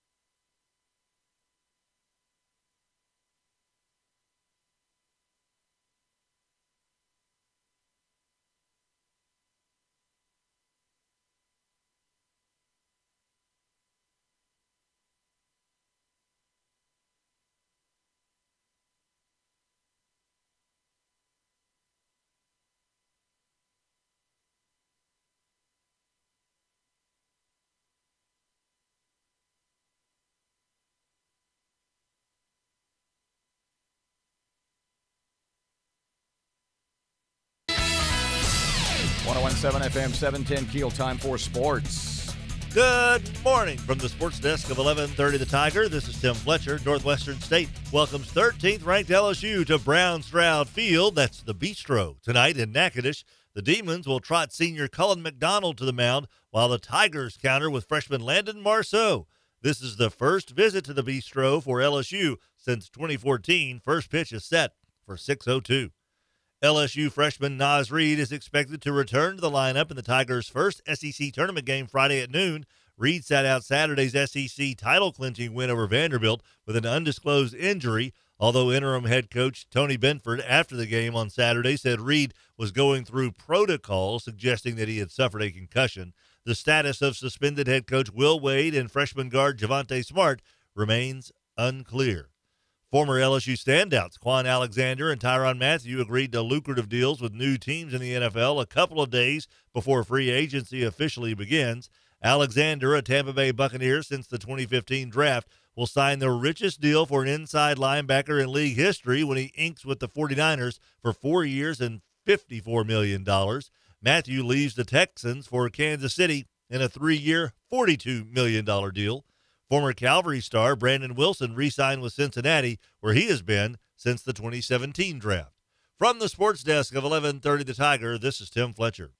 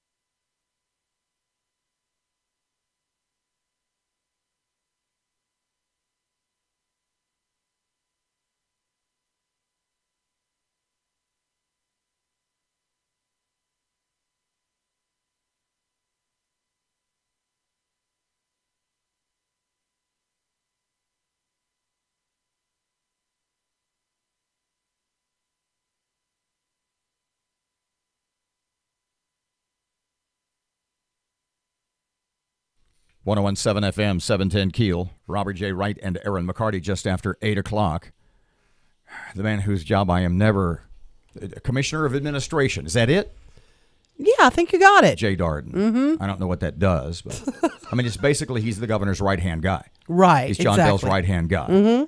And he's joining us at 8:10 this morning. Talk about revenue. The state revenue, and are the numbers correct? Are they accurate? The revenue, what's it called? The Revenue Estimating Conference, wait. So they're having okay, so this involves like legislators also, not just the governor and or Mr. Darden himself, who historically... No, it's a small group. It's like a 4-member thing, something like that. A little trouble with their own revenue estimates, if memory serves. Right. To the tune of about, what, $600,000 was it or something like that? I don't remember. $600 million, okay, yeah. That's why I'm not in charge. 101.7 FM, 710 Keel. Here's Sean Hannity. Waking up on the right side. This is the Sean Hannity Morning Minute. You know, now that we know that Bruce Orr testified about the Fusion GPS meeting with the founder and Christopher Steele's boss, Schiff said it didn't happen, it did. Simpson previously testifying he didn't meet with Orr until after the election. One of these two are lying. And if you get in trouble for lying to Congress or lying under oath like Michael Cohen, or lying to the FBI like George Papadopoulos or General Flynn, I'm sure we're going to apply the laws equally in this country, right? Now they're all in conflict with each other. But listen, who's lying? Is it Bruce Orr or Adam Schiff? I'm going with Adam Schiff. We know he's lied. That's my guess. There was a betting line on it. From coast to coast, from sea to shining sea, it's the Sean Hannity Show. Hey, if you're one of 34 million Americans that smokes, you know what a hassle it can be. For me, I'm out playing golf and I come back smelling like cigars. It's the smell on your hands and your breath, your clothes. But now, thanks to Juul, You don't have to worry about it anymore. Juul is a vaporizer. It does contain nicotine for a satisfying transition. Now, when I found Juul, it was a complete game changer in my life. I don't smoke any cigars any longer, and Juul was designed by smokers for smokers to be an alternative to whatever it is you're smoking. So if you're one of 34 million adults who do smoke cigars, cigarettes, pipe, whatever, well, there is an alternative to all of them. Now, to discover the smoking alternative, that's like nothing you've ever tried. Just visit JUUL.com/SwitchAmerica. That's JUUL.com/SwitchAmerica. Now, warning, this product does contain nicotine, and nicotine is addictive. 101.7 FM, 710 KEEL. KEEL app is always a free download from Office Furniture Source. Fox News just ahead. Here's Ruben. Major accident on North Market southbound near North Thomas Drive has things backed up right now. And we're still dealing with an accident backing up traffic on 3132 eastbound near the exit ramp to Ellerby Road. If you have anything to report to us, give us a call at our Planet Fitness Traffic Hotline. That's 687-ROAD. Well, after some patchy fog, clouds expected here through the afternoon, 70 today. Clouds continue tonight, low 63. Showers and thunderstorms tomorrow. Some of the storms could contain strong gusty winds at 68. Partly cloudy Thursday, 67. Dry Friday, cooler, high 58. Richard Wettigood, the Weather Channel. Breaking news and trending talk. This is 101.7 FM and 710 KEEL. KEEL, Shreveport.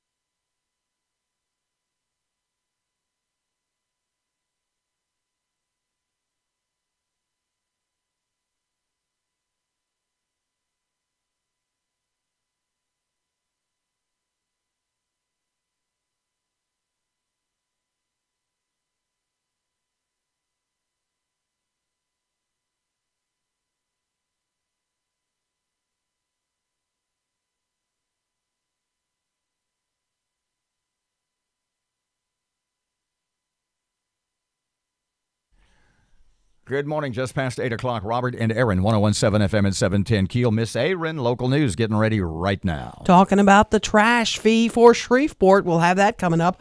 More schools have to close because of the flu, and the DA wants the death penalty. Yeah, we definitely had a little an interesting work session for the council yesterday. Will they vote on the $7 proposal today? We will discuss. And Louisiana Commissioner of Administration Jay Darden, and how much the state of Louisiana wants or needs or thinks it's going to have, and how the price of oil may affect that. Yeah, we got some questions about that one. So, Fletcher in sports, traffic and weather, it's all coming up this hour right here on Keel.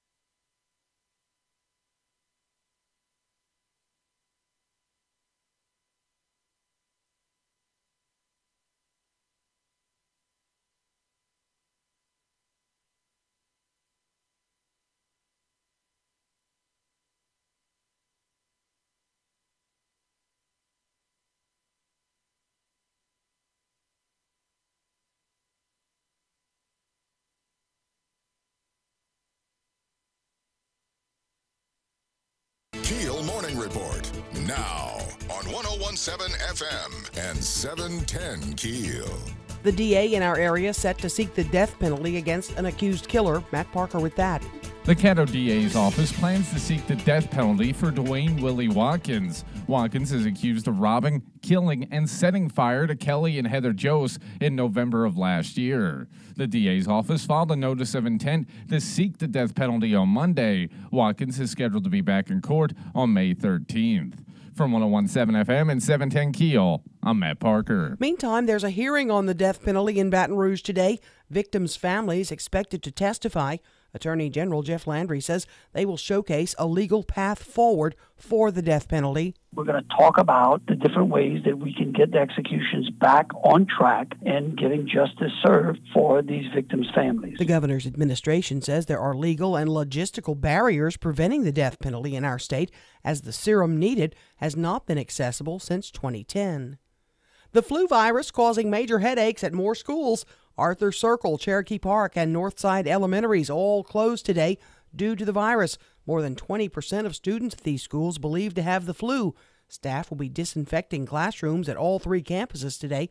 At this time, the schools are scheduled to reopen tomorrow.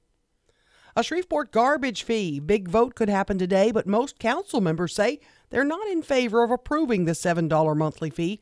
Councilman Grayson Butcher asked the mayor if the pay raise for sanitation workers could come from the recycling fee.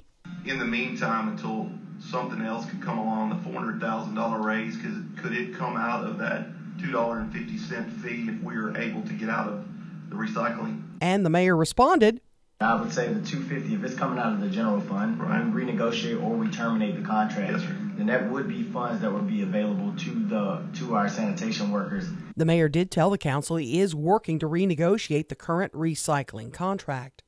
Shreveport Police Chief Ben Raymond and other SPD officers planning to walk the Sunset Acres and Southern Hills neighborhoods today. The walk is part of the department's effort to increase community-oriented policing. The walk's set to start this evening at 4:30 in front of the old M.J. Moore Middle School. State law prevents the city council from investigating the fire department. Shreveport councils had their hands tied when it comes to the fire department, even though there's been an outcry for an investigation into accusations of racial and gender discrimination. But state law says the only authority over the department is the Civil Service Board. U.S. Senator Bill Cassidy says he's reintroducing the College Transparency Act.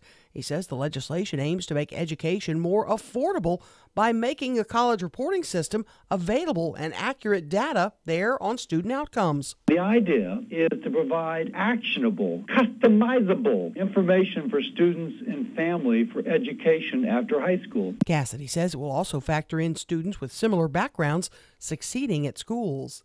2 teenagers busted by Bossier deputies in a credit card cloning scam. The 17-year-olds are accused of stealing thousands of dollars from several people around the country. The teens accused of cloning credit cards and using those numbers to make purchases. The last of the U.S. Embassy staff in Venezuela is pulling out as conditions in the country deteriorate. Venezuela struggling to restore electricity following several days of blackouts. Looks like mixed martial artist and boxer Conor McGregor really didn't want someone to take his picture. Authorities say McGregor was arrested in South Florida on charges of robbery and criminal mischief. Police say McGregor was leaving the Fontainebleau in Miami Beach when a man tried to take a picture of him. Police say McGregor slapped the phone out of the man's hand, stomped on it, then grabbed the phone and left with it. I'm Erin McCarty on 101.7 FM and 710 KEEL.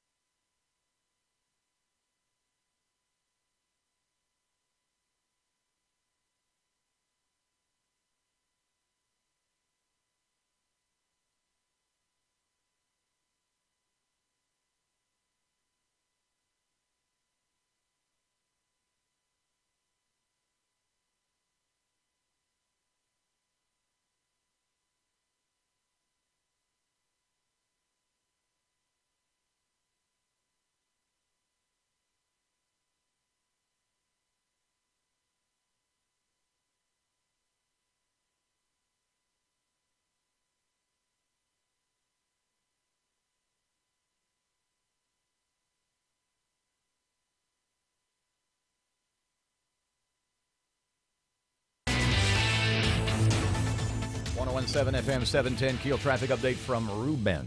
Just received reports of an accident backing up traffic on 3132 eastbound on the exit ramp to Ellerby Road. And we're still dealing with some backed up traffic on I-20 westbound near Spring and Market. If you have anything to report to us, give us a call at our Planet Fitness traffic hotline at 687-ROAD. Well, after some patchy fog, clouds expected here through the afternoon, 70 today. Clouds continue tonight, low 63. Showers and thunderstorms tomorrow. Some of the storms could contain strong gusty winds at 68. Partly cloudy Thursday, 67. Dry Friday, cooler, high 58. Richard Wettigood, the Weather Channel.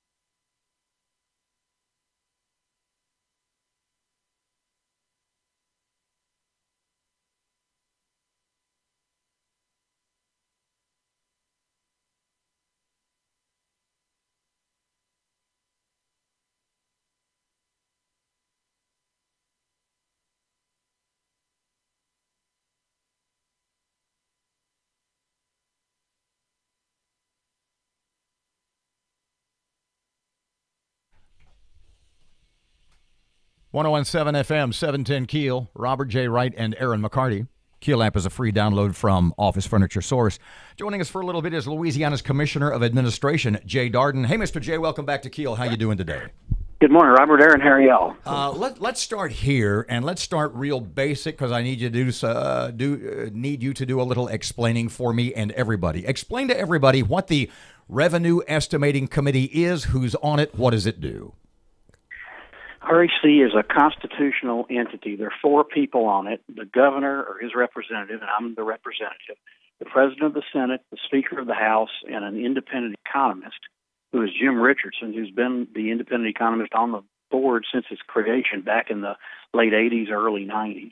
The REC's job is to estimate revenue that the state will have to spend in every budget year. We never know exactly how much money you'll take in from taxes and what have you. You've got to estimate it, and we have a balanced budget requirement in Louisiana. You have to have the budget balanced at the beginning of the year and the end of the year, and that determination is made based upon what REC says will be the revenue for the year. I would imagine in a state like Louisiana, which is such a big oil and gas and energy state, that given the fluctuating price of energy, specifically oil, that's nearly impossible to do that, right? How do you do that? Well, that's not the major factor, to tell you the truth. Back in the 1980s, before the first bust, revenue from oil and gas, severance taxes, and royalties paid to the state was over 45% of the budget. It's now about 6% of the budget. So the dependency on oil and gas is not what it used to be, but the industry itself has a major impact on our economy because so many people are employed in this area. And when things don't go well with the price of oil and we stop producing, it certainly hurts the state. And that's what's happened in certainly last year, the end of last year, when the price fell so quickly. And that was right about the time REC was meeting. And we actually initially decided to lower our estimated price of oil even lower than what our economists were telling us their projections were. But they have very sophisticated models and data and years of experience in doing this, and so that's how they make their recommendations. But you're never going to get it right. You know, it's been criticism of the REC because it seems to be never right. Well, it's never going to be exactly right. It is an estimate, and you hope at the end of the year you have a surplus and not a deficit, because that's the only 2 options you have. You're not going to hit it right on the button, and you're either going to have a little more revenue coming in than you thought, or a little less. And they factor in income taxes, corporate income taxes, sales taxes, severance taxes, and all the dedicated money that comes into the state. It all goes into their determination. Mr. J, from a philosophical point of view, I don't base what I'm going to spend next year on what I think I'm going to make, and I know many people who do. I spend based on what I do make. Wouldn't it make sense when you do this estimating committee, whatever the number happens to be, to target spending it maybe 10 or 15% below that just to play it safe? Well, the conference meets 4 times a year at a minimum to adjust the estimate as more data becomes available. And that's how you have to have mid-year cuts if you're not meeting those projections. There has been some discussion about budgeting not the entire amount of what is estimated, and that's something that needs to be considered. But, you know, the state has so many needs, so many unmet needs, according to a lot of people right now, particularly when you look at spending in education and higher education in particular, that if you don't plan to spend everything that you have available, some say that's not a wise thing to do. And another argument would be, well, look, if you're not going to spend everything that you're supposed to be taking in, then don't charge me as much as you're charging me.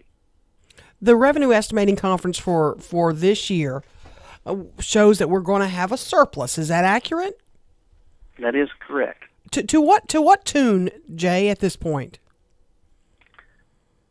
It's about over 120 million or there, for about there, I think. I don't have the exact number in front of me, but it's a pretty healthy number. The surplus from last fiscal year is about $308 million. So we've had a surplus last year. We'll have a surplus this year. That's a very good thing instead of having a deficit. We haven't had to make mid-year cuts. Well, can you give me some of my money back then, Jay? That's what the argument a lot of people would say. But, you know, you've got to, this is an estimate. You don't know exactly what it's going to be. And when you have a surplus, the law tells you what to do with it.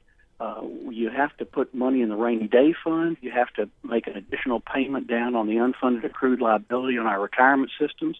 And you have to spend that surplus only on non-recurring purposes, like one-time money. You know, that's what got us in this problem, as we've talked about before, in the Jindal years, we were using one-time money to balance the budget. We're not doing that anymore. We don't have a nickel of one-time money in the budget. We have recurring revenue funding recurring expenses.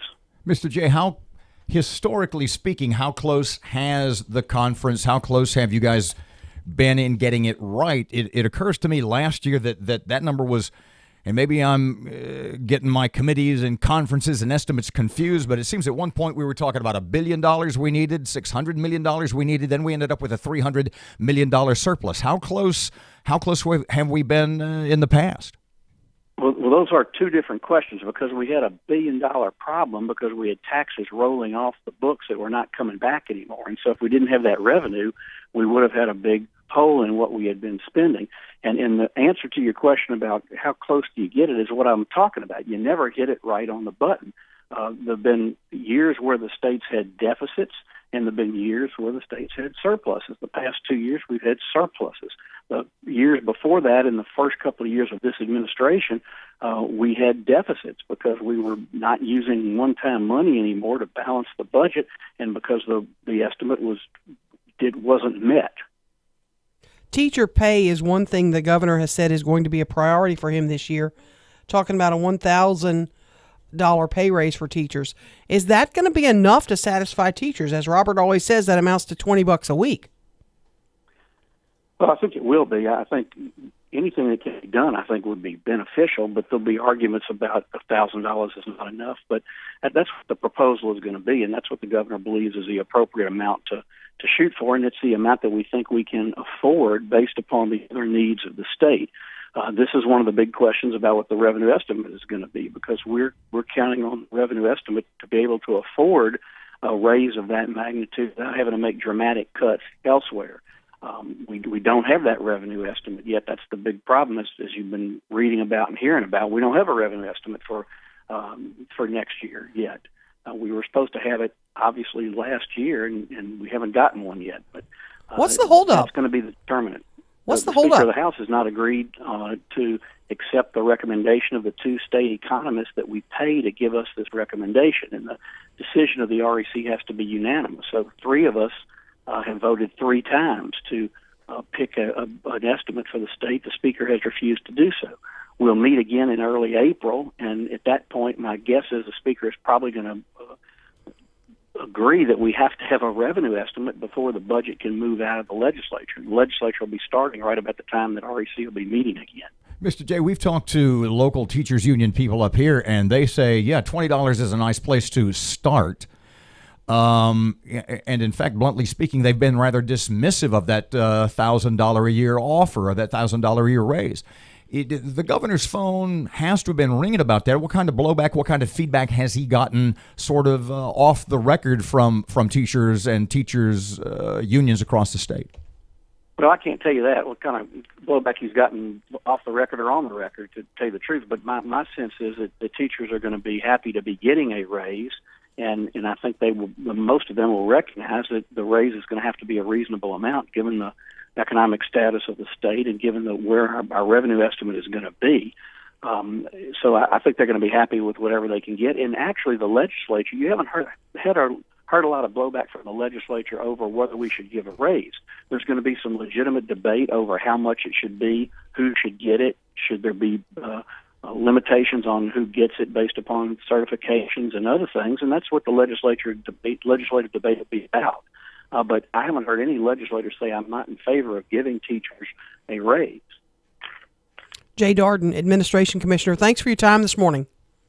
Good to visit with you. 1017 FM, 710 KEEL Sports just ahead. Traffic right now. Here's Ruben. Major accident on North Market southbound near North Thomas Drive has things backed up right now. And we're still dealing with an accident backing up traffic on 3132 eastbound near the exit ramp to Ellerby Road. If you have anything to report to us, give us a call at our Planet Fitness Traffic Hotline. That's 687-ROAD. Well, after some patchy fog, clouds expected here through the afternoon, 70 today. Clouds continue tonight, low 63. Showers and thunderstorms tomorrow. Some of the storms could contain strong gusty winds at 68. Partly cloudy Thursday, 67. Dry Friday, cooler, high 58. Richard Wettig, The Weather Channel.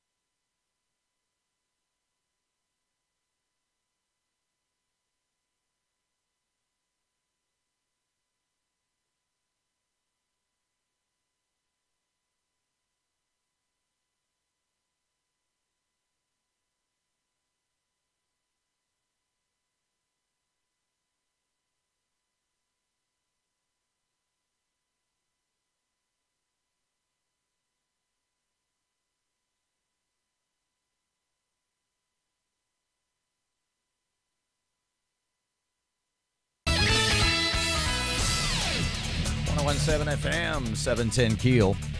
Sports update. Here's Tim. Good morning from the sports desk of 1130 The Tiger. This is Tim Fletcher. Northwestern State welcomes 13th ranked LSU to Brown Stroud Field. That's the Bistro. Tonight in Natchitoches, the Demons will trot senior Cullen McDonald to the mound while the Tigers counter with freshman Landon Marceau. This is the first visit to the Bistro for LSU since 2014. First pitch is set for 6:02. LSU freshman Naz Reid is expected to return to the lineup in the Tigers' first SEC tournament game Friday at noon.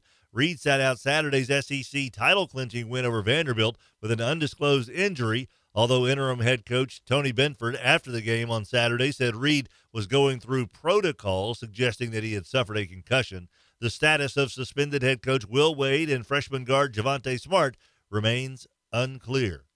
Former LSU standouts Quan Alexander and Tyrann Mathieu agreed to lucrative deals with new teams in the NFL a couple of days before free agency officially begins. Alexander, a Tampa Bay Buccaneer since the 2015 draft, will sign the richest deal for an inside linebacker in league history when he inks with the 49ers for 4 years and $54 million. Mathieu leaves the Texans for Kansas City in a 3-year, $42 million deal. Former Calvary star Brandon Wilson re-signed with Cincinnati, where he has been since the 2017 draft. From the sports desk of 1130 The Tiger, this is Tim Fletcher.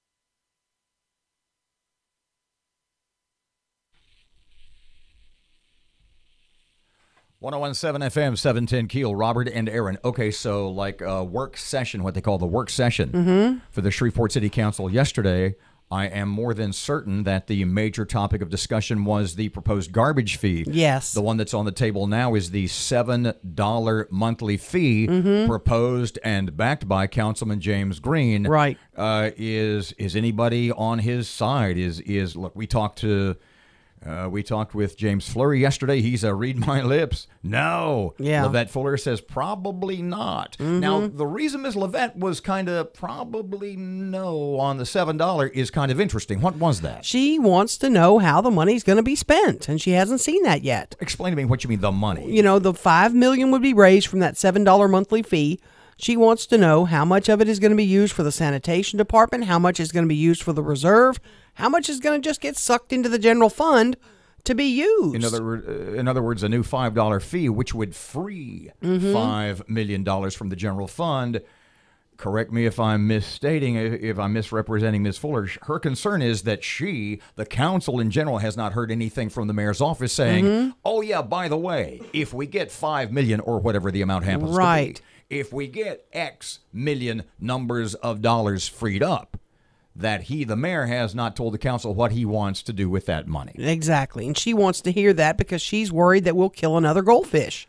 And she doesn't want that to happen. Which was one of the best analogies of not only 2019, but ever. Well, what they're talking about now, though, so mark my words, they're talking about the recycling fee we pay of $250 a month. Pardon me, this has not been no, it's not proposed or anything, but they talked about it. Sort of they're hashing it out in the back rooms. I don't mean that in a bad way. Well, they said it in the work session yesterday, and the mayor said he is renegotiating the recycling contracts with Republican Pratt, but doesn't have anything ready to bring to the council yet. But council members are now talking about, why don't we take that $250, use it to fund pay raises, and revamp our recycling program if we even continue on at all. Okay, if we revamp, or be blunt, revamp means take it down a notch. Yes. The point being, if we do away with or reduce the recycling plan in the city, then that's going to mean more work for the current sanitation department. Not only the workers, but the amount of refuse that we bring in and what we got to do with it. And we put it in our landfill, which lessens the life of that landfill, which was built in the mid to late 80s, and it had a 35-year life then. So its life was getting on in age. It's on landfill life support. Well, it got a new lease on life with the recycling program. Gave it another 25 years, is what I'm told. And if you do away with the recycling program, only 20% that's going to of Shreveport diminish. recycles right now, and we, for all intents and purposes, are only recycling paper. And you want to know a fight in a city? You want to know a fight in a city? You try building a landfill next to someone's house. You might as well build a jail. So what happens now? What happens today? Today, it looks like they're going to take some action either to defeat it or completely postpone it. For more info from the mayor. Is there an amount that in the eyes of the mayor just is not worth fighting for? That is not even worth it. At some point, I started off at 18, that got knocked off. Then there was this $13 amount that never came up. Then there was the $7 thing, and it got shot down, which is what we expect today. Well, at some point, you just go, Well, 4 years ago we did this. 4 years ago we did the same thing. Mayor Tyler proposed a $12 fee, and at some point she said, they're not going to pass it. I'm going to walk away from it. Based on your experience, based on your, dare I say, expertise, would you say the hot topic, the thing right now with the biggest chance of moving forward, is doing something with the $250 recycling money?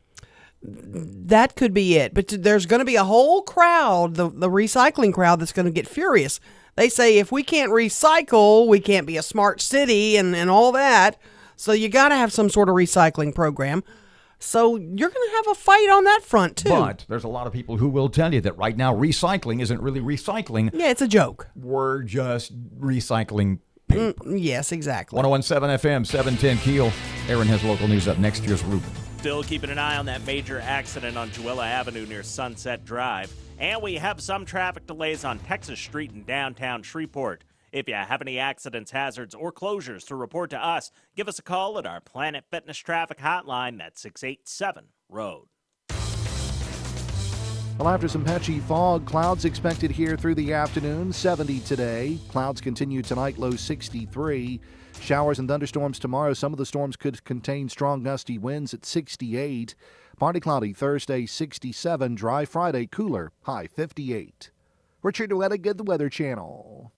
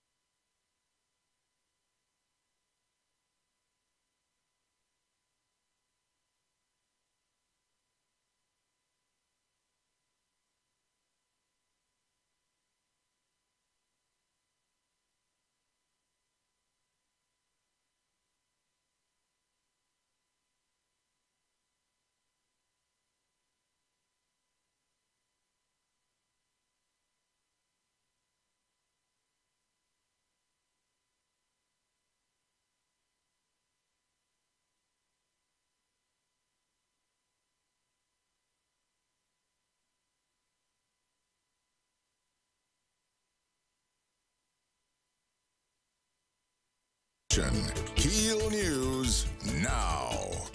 The flu virus causing major headaches at more schools. Arthur Circle, Northside Elementary, and Cherokee Park are all closed today due to the virus. According to school officials, more than 20% of students at these schools believe to have the flu. Staff will be disinfecting classrooms at all three campuses today. At this time, the schools are scheduled to reopen tomorrow. The garbage fee for the city of Shreveport. The council could take a vote today on a proposed $7 monthly fee.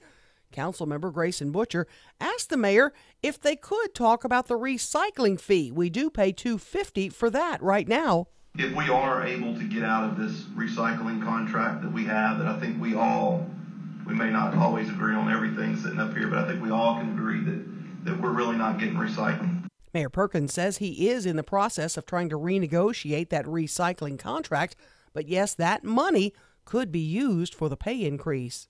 The Caddo DA's office planning to seek the death penalty for Dwayne Willie Watkins. Watkins is accused of robbing, killing, and setting fire to Kelly and Heather Joes in November of last year, just after they left Mall St. Vincent. The DA's office filed a notice of intent to seek the death penalty on Monday. Watkins set to be back in court on May 13th. SPD planning a grassroots walk. Matt Parker with that. Shreveport Police Chief Ben Raymond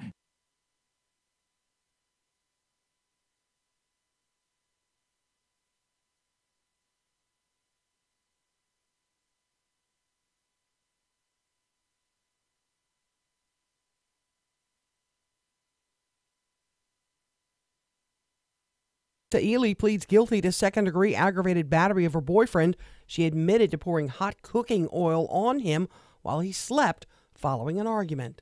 State law prevents the city council from investigating the fire department.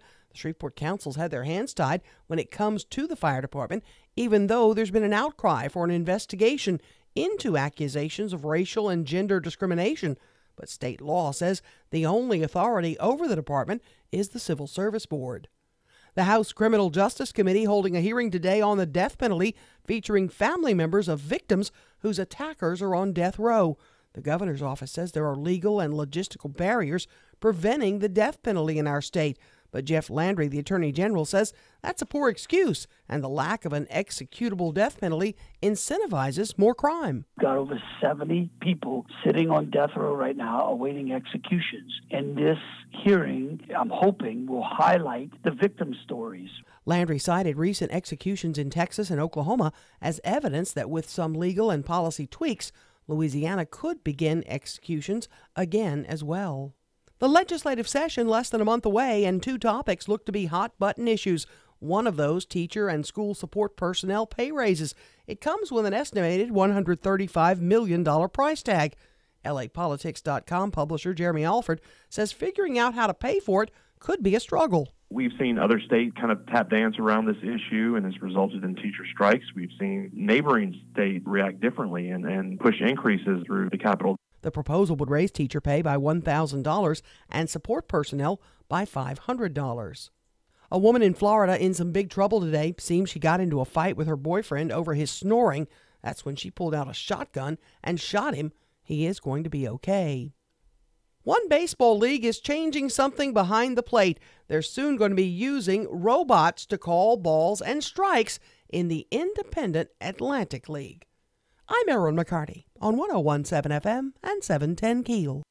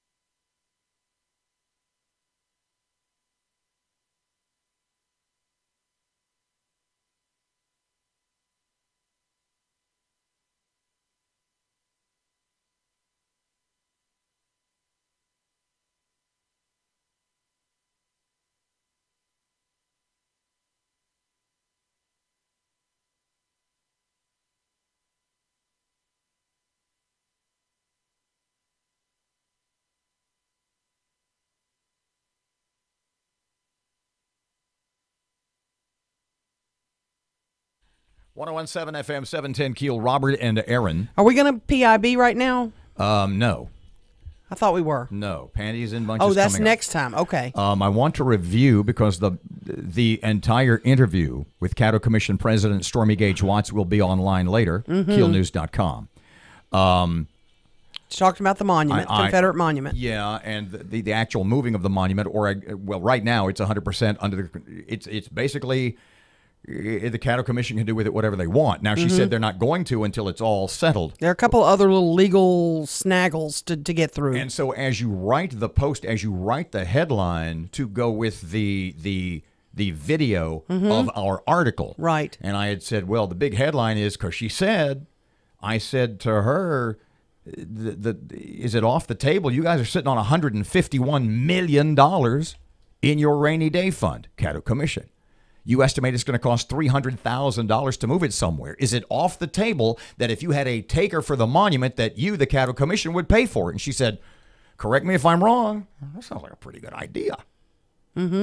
I've solved the problem. Yeah. Basically, and we knew all along the commission was going to pay. So if they go to, but they haven't made a call, they haven't looked into it. This is where they didn't know they were going to win yet. So why not pick up the phone, call the United Daughters of the Confederacy, and say, listen, here's our offer. We'll move it. We'll pay for it. We'll take it to Norton. We'll take it to the Mansfield Civil War Memorial, or whatever, wherever is. Let's work a deal out. We can solve this problem in about 15 minutes if you drop all the legal stuff. Right. Boom, problem solved. And I'm pretty sure the UDC would go for that. I think Ms. Gage Watts, as the Cattle Commission president, could sway her fellow commission members to go along with that. Thank you very much. You're welcome. I've fixed it. You solved it. Yeah. Not bad. I mean, didn't she say all of those things? Didn't she say, yeah, that's not off the table? No. That's a pretty good. She said that, yeah. She sure did. Okay. It's interesting, and once we get through those final legal hurdles, she said it's ready to be moved. Correct me if I'm wrong again. Didn't she say, I'll call the lawyer today? Yeah, she probably will. I'm curious how much we've spent, on legal fees in this whole mess too. She said tens of thousands. You said, is it hundreds? She said tens. Right. Details and the interview up a little bit past 9 o'clock at keelnews.com. Okay. Pib. Panties in bunch. Oh, yeah. They ain't mine. We've got major pib. Wait, yeah. Enough to stop a train. You bet. Good corporate slogan. Traffic update. Here's Ruben. Still keeping an eye on that major accident on Juella Avenue near Sunset Drive. And we have some traffic delays on Texas Street in downtown Shreveport. If you have any accidents, hazards, or closures to report to us, give us a call at our Planet Fitness Traffic Hotline. That's 687-ROAD.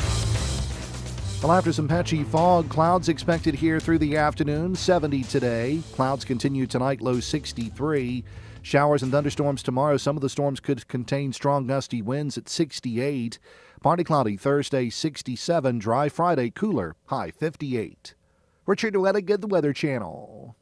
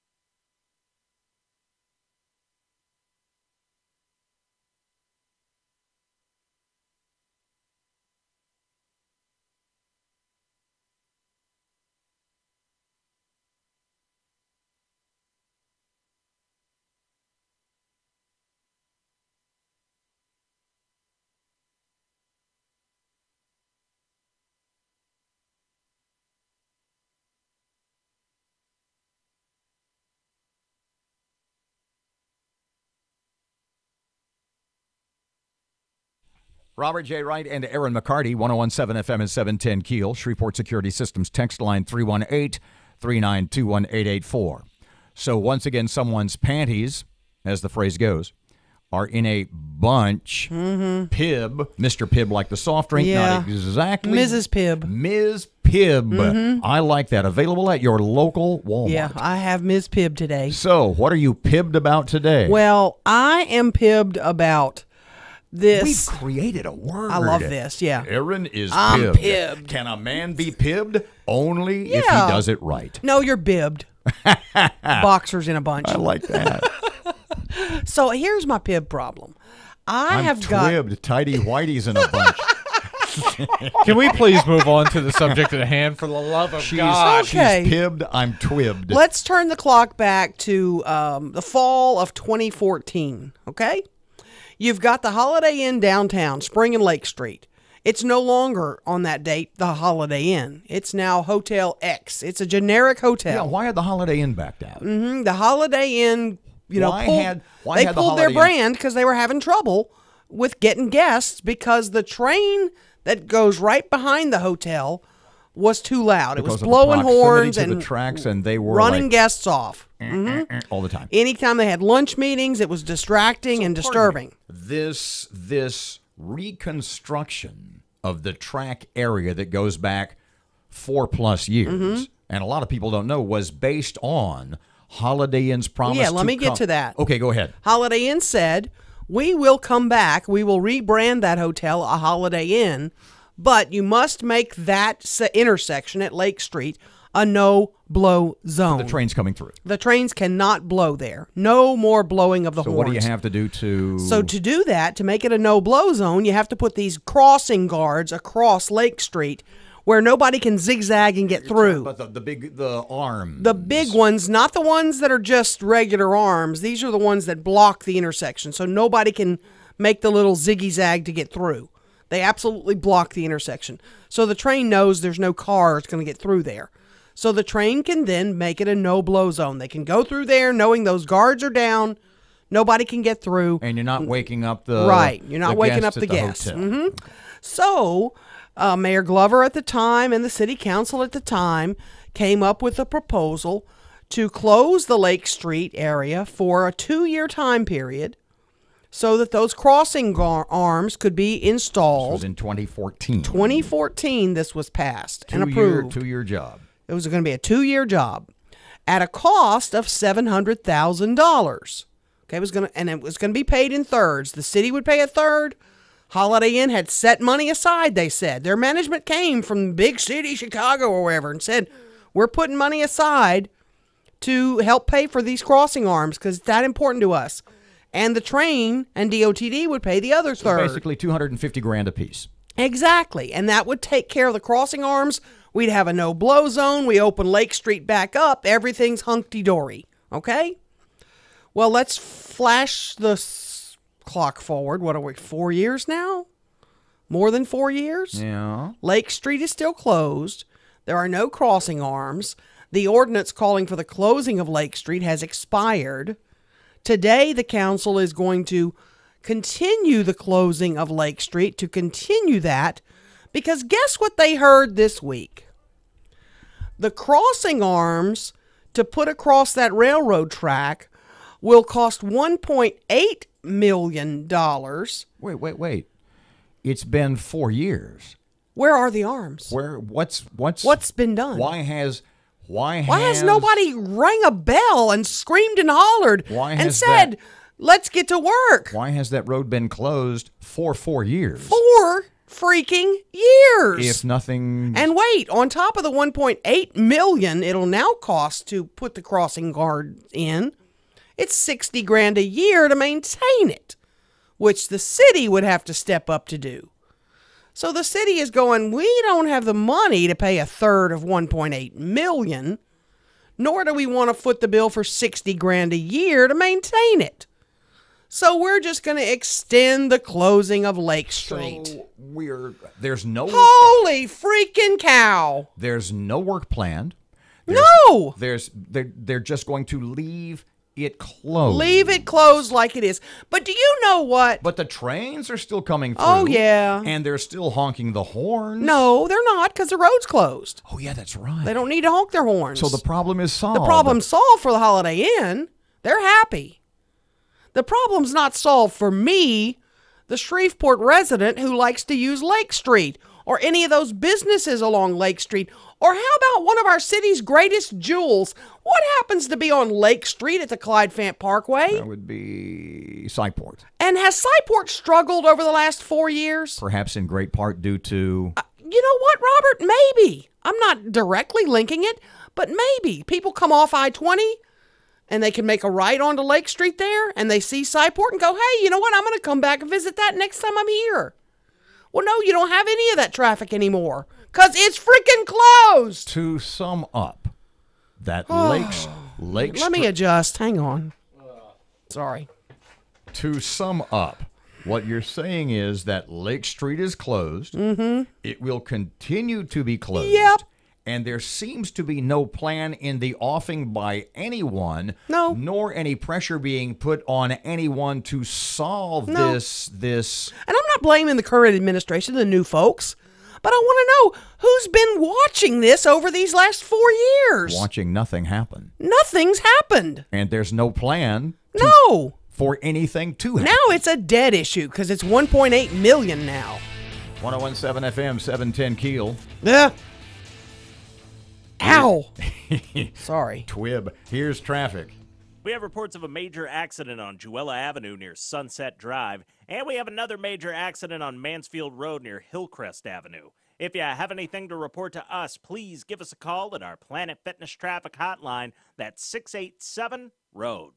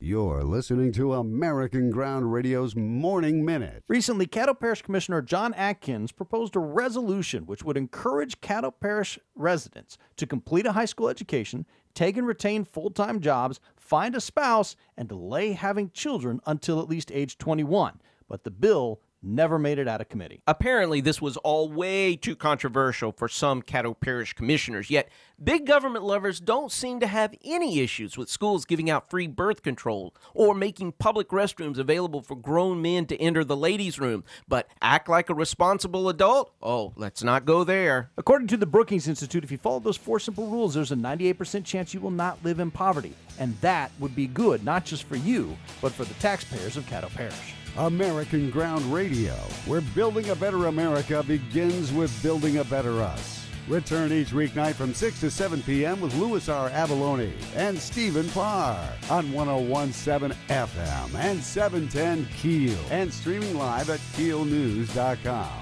Robert J. right here once again for Louisiana Coin and Jewelry Online Avenue. Smart people, smart investors have a little bit or some in this room perhaps a lot of gold and or silver in their investment portfolio. And if you are, you have beaten me up about that for years, how I need to do that. Why don't you buy some? Louisiana Coin and Jewelry can help. They sell both gold and silver bullion. You know what some people I know have? Some people I know have it, yeah. And can help new investors understand some of the ins and outs of buying and selling gold and silver.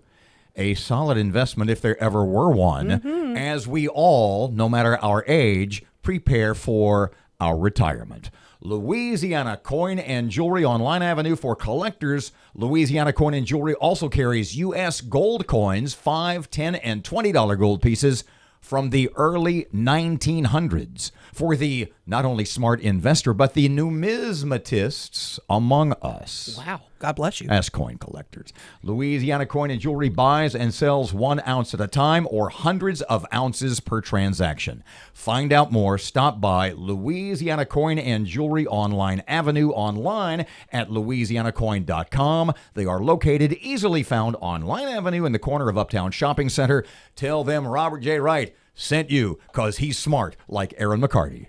KEEL's Your Money Now, presented by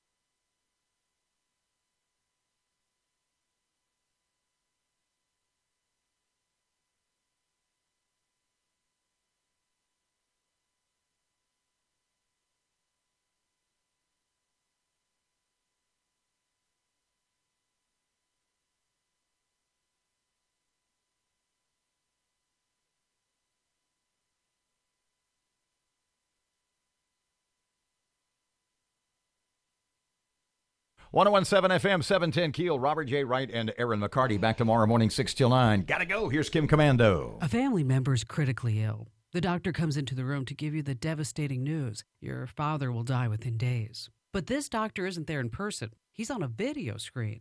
Kim Commando with your Tuesday Consumer Tech Update, brought to you by HelloFresh. Say hello to easy home cooking with HelloFresh. Get $60 off your first 3 boxes at HelloFresh.com/Kim.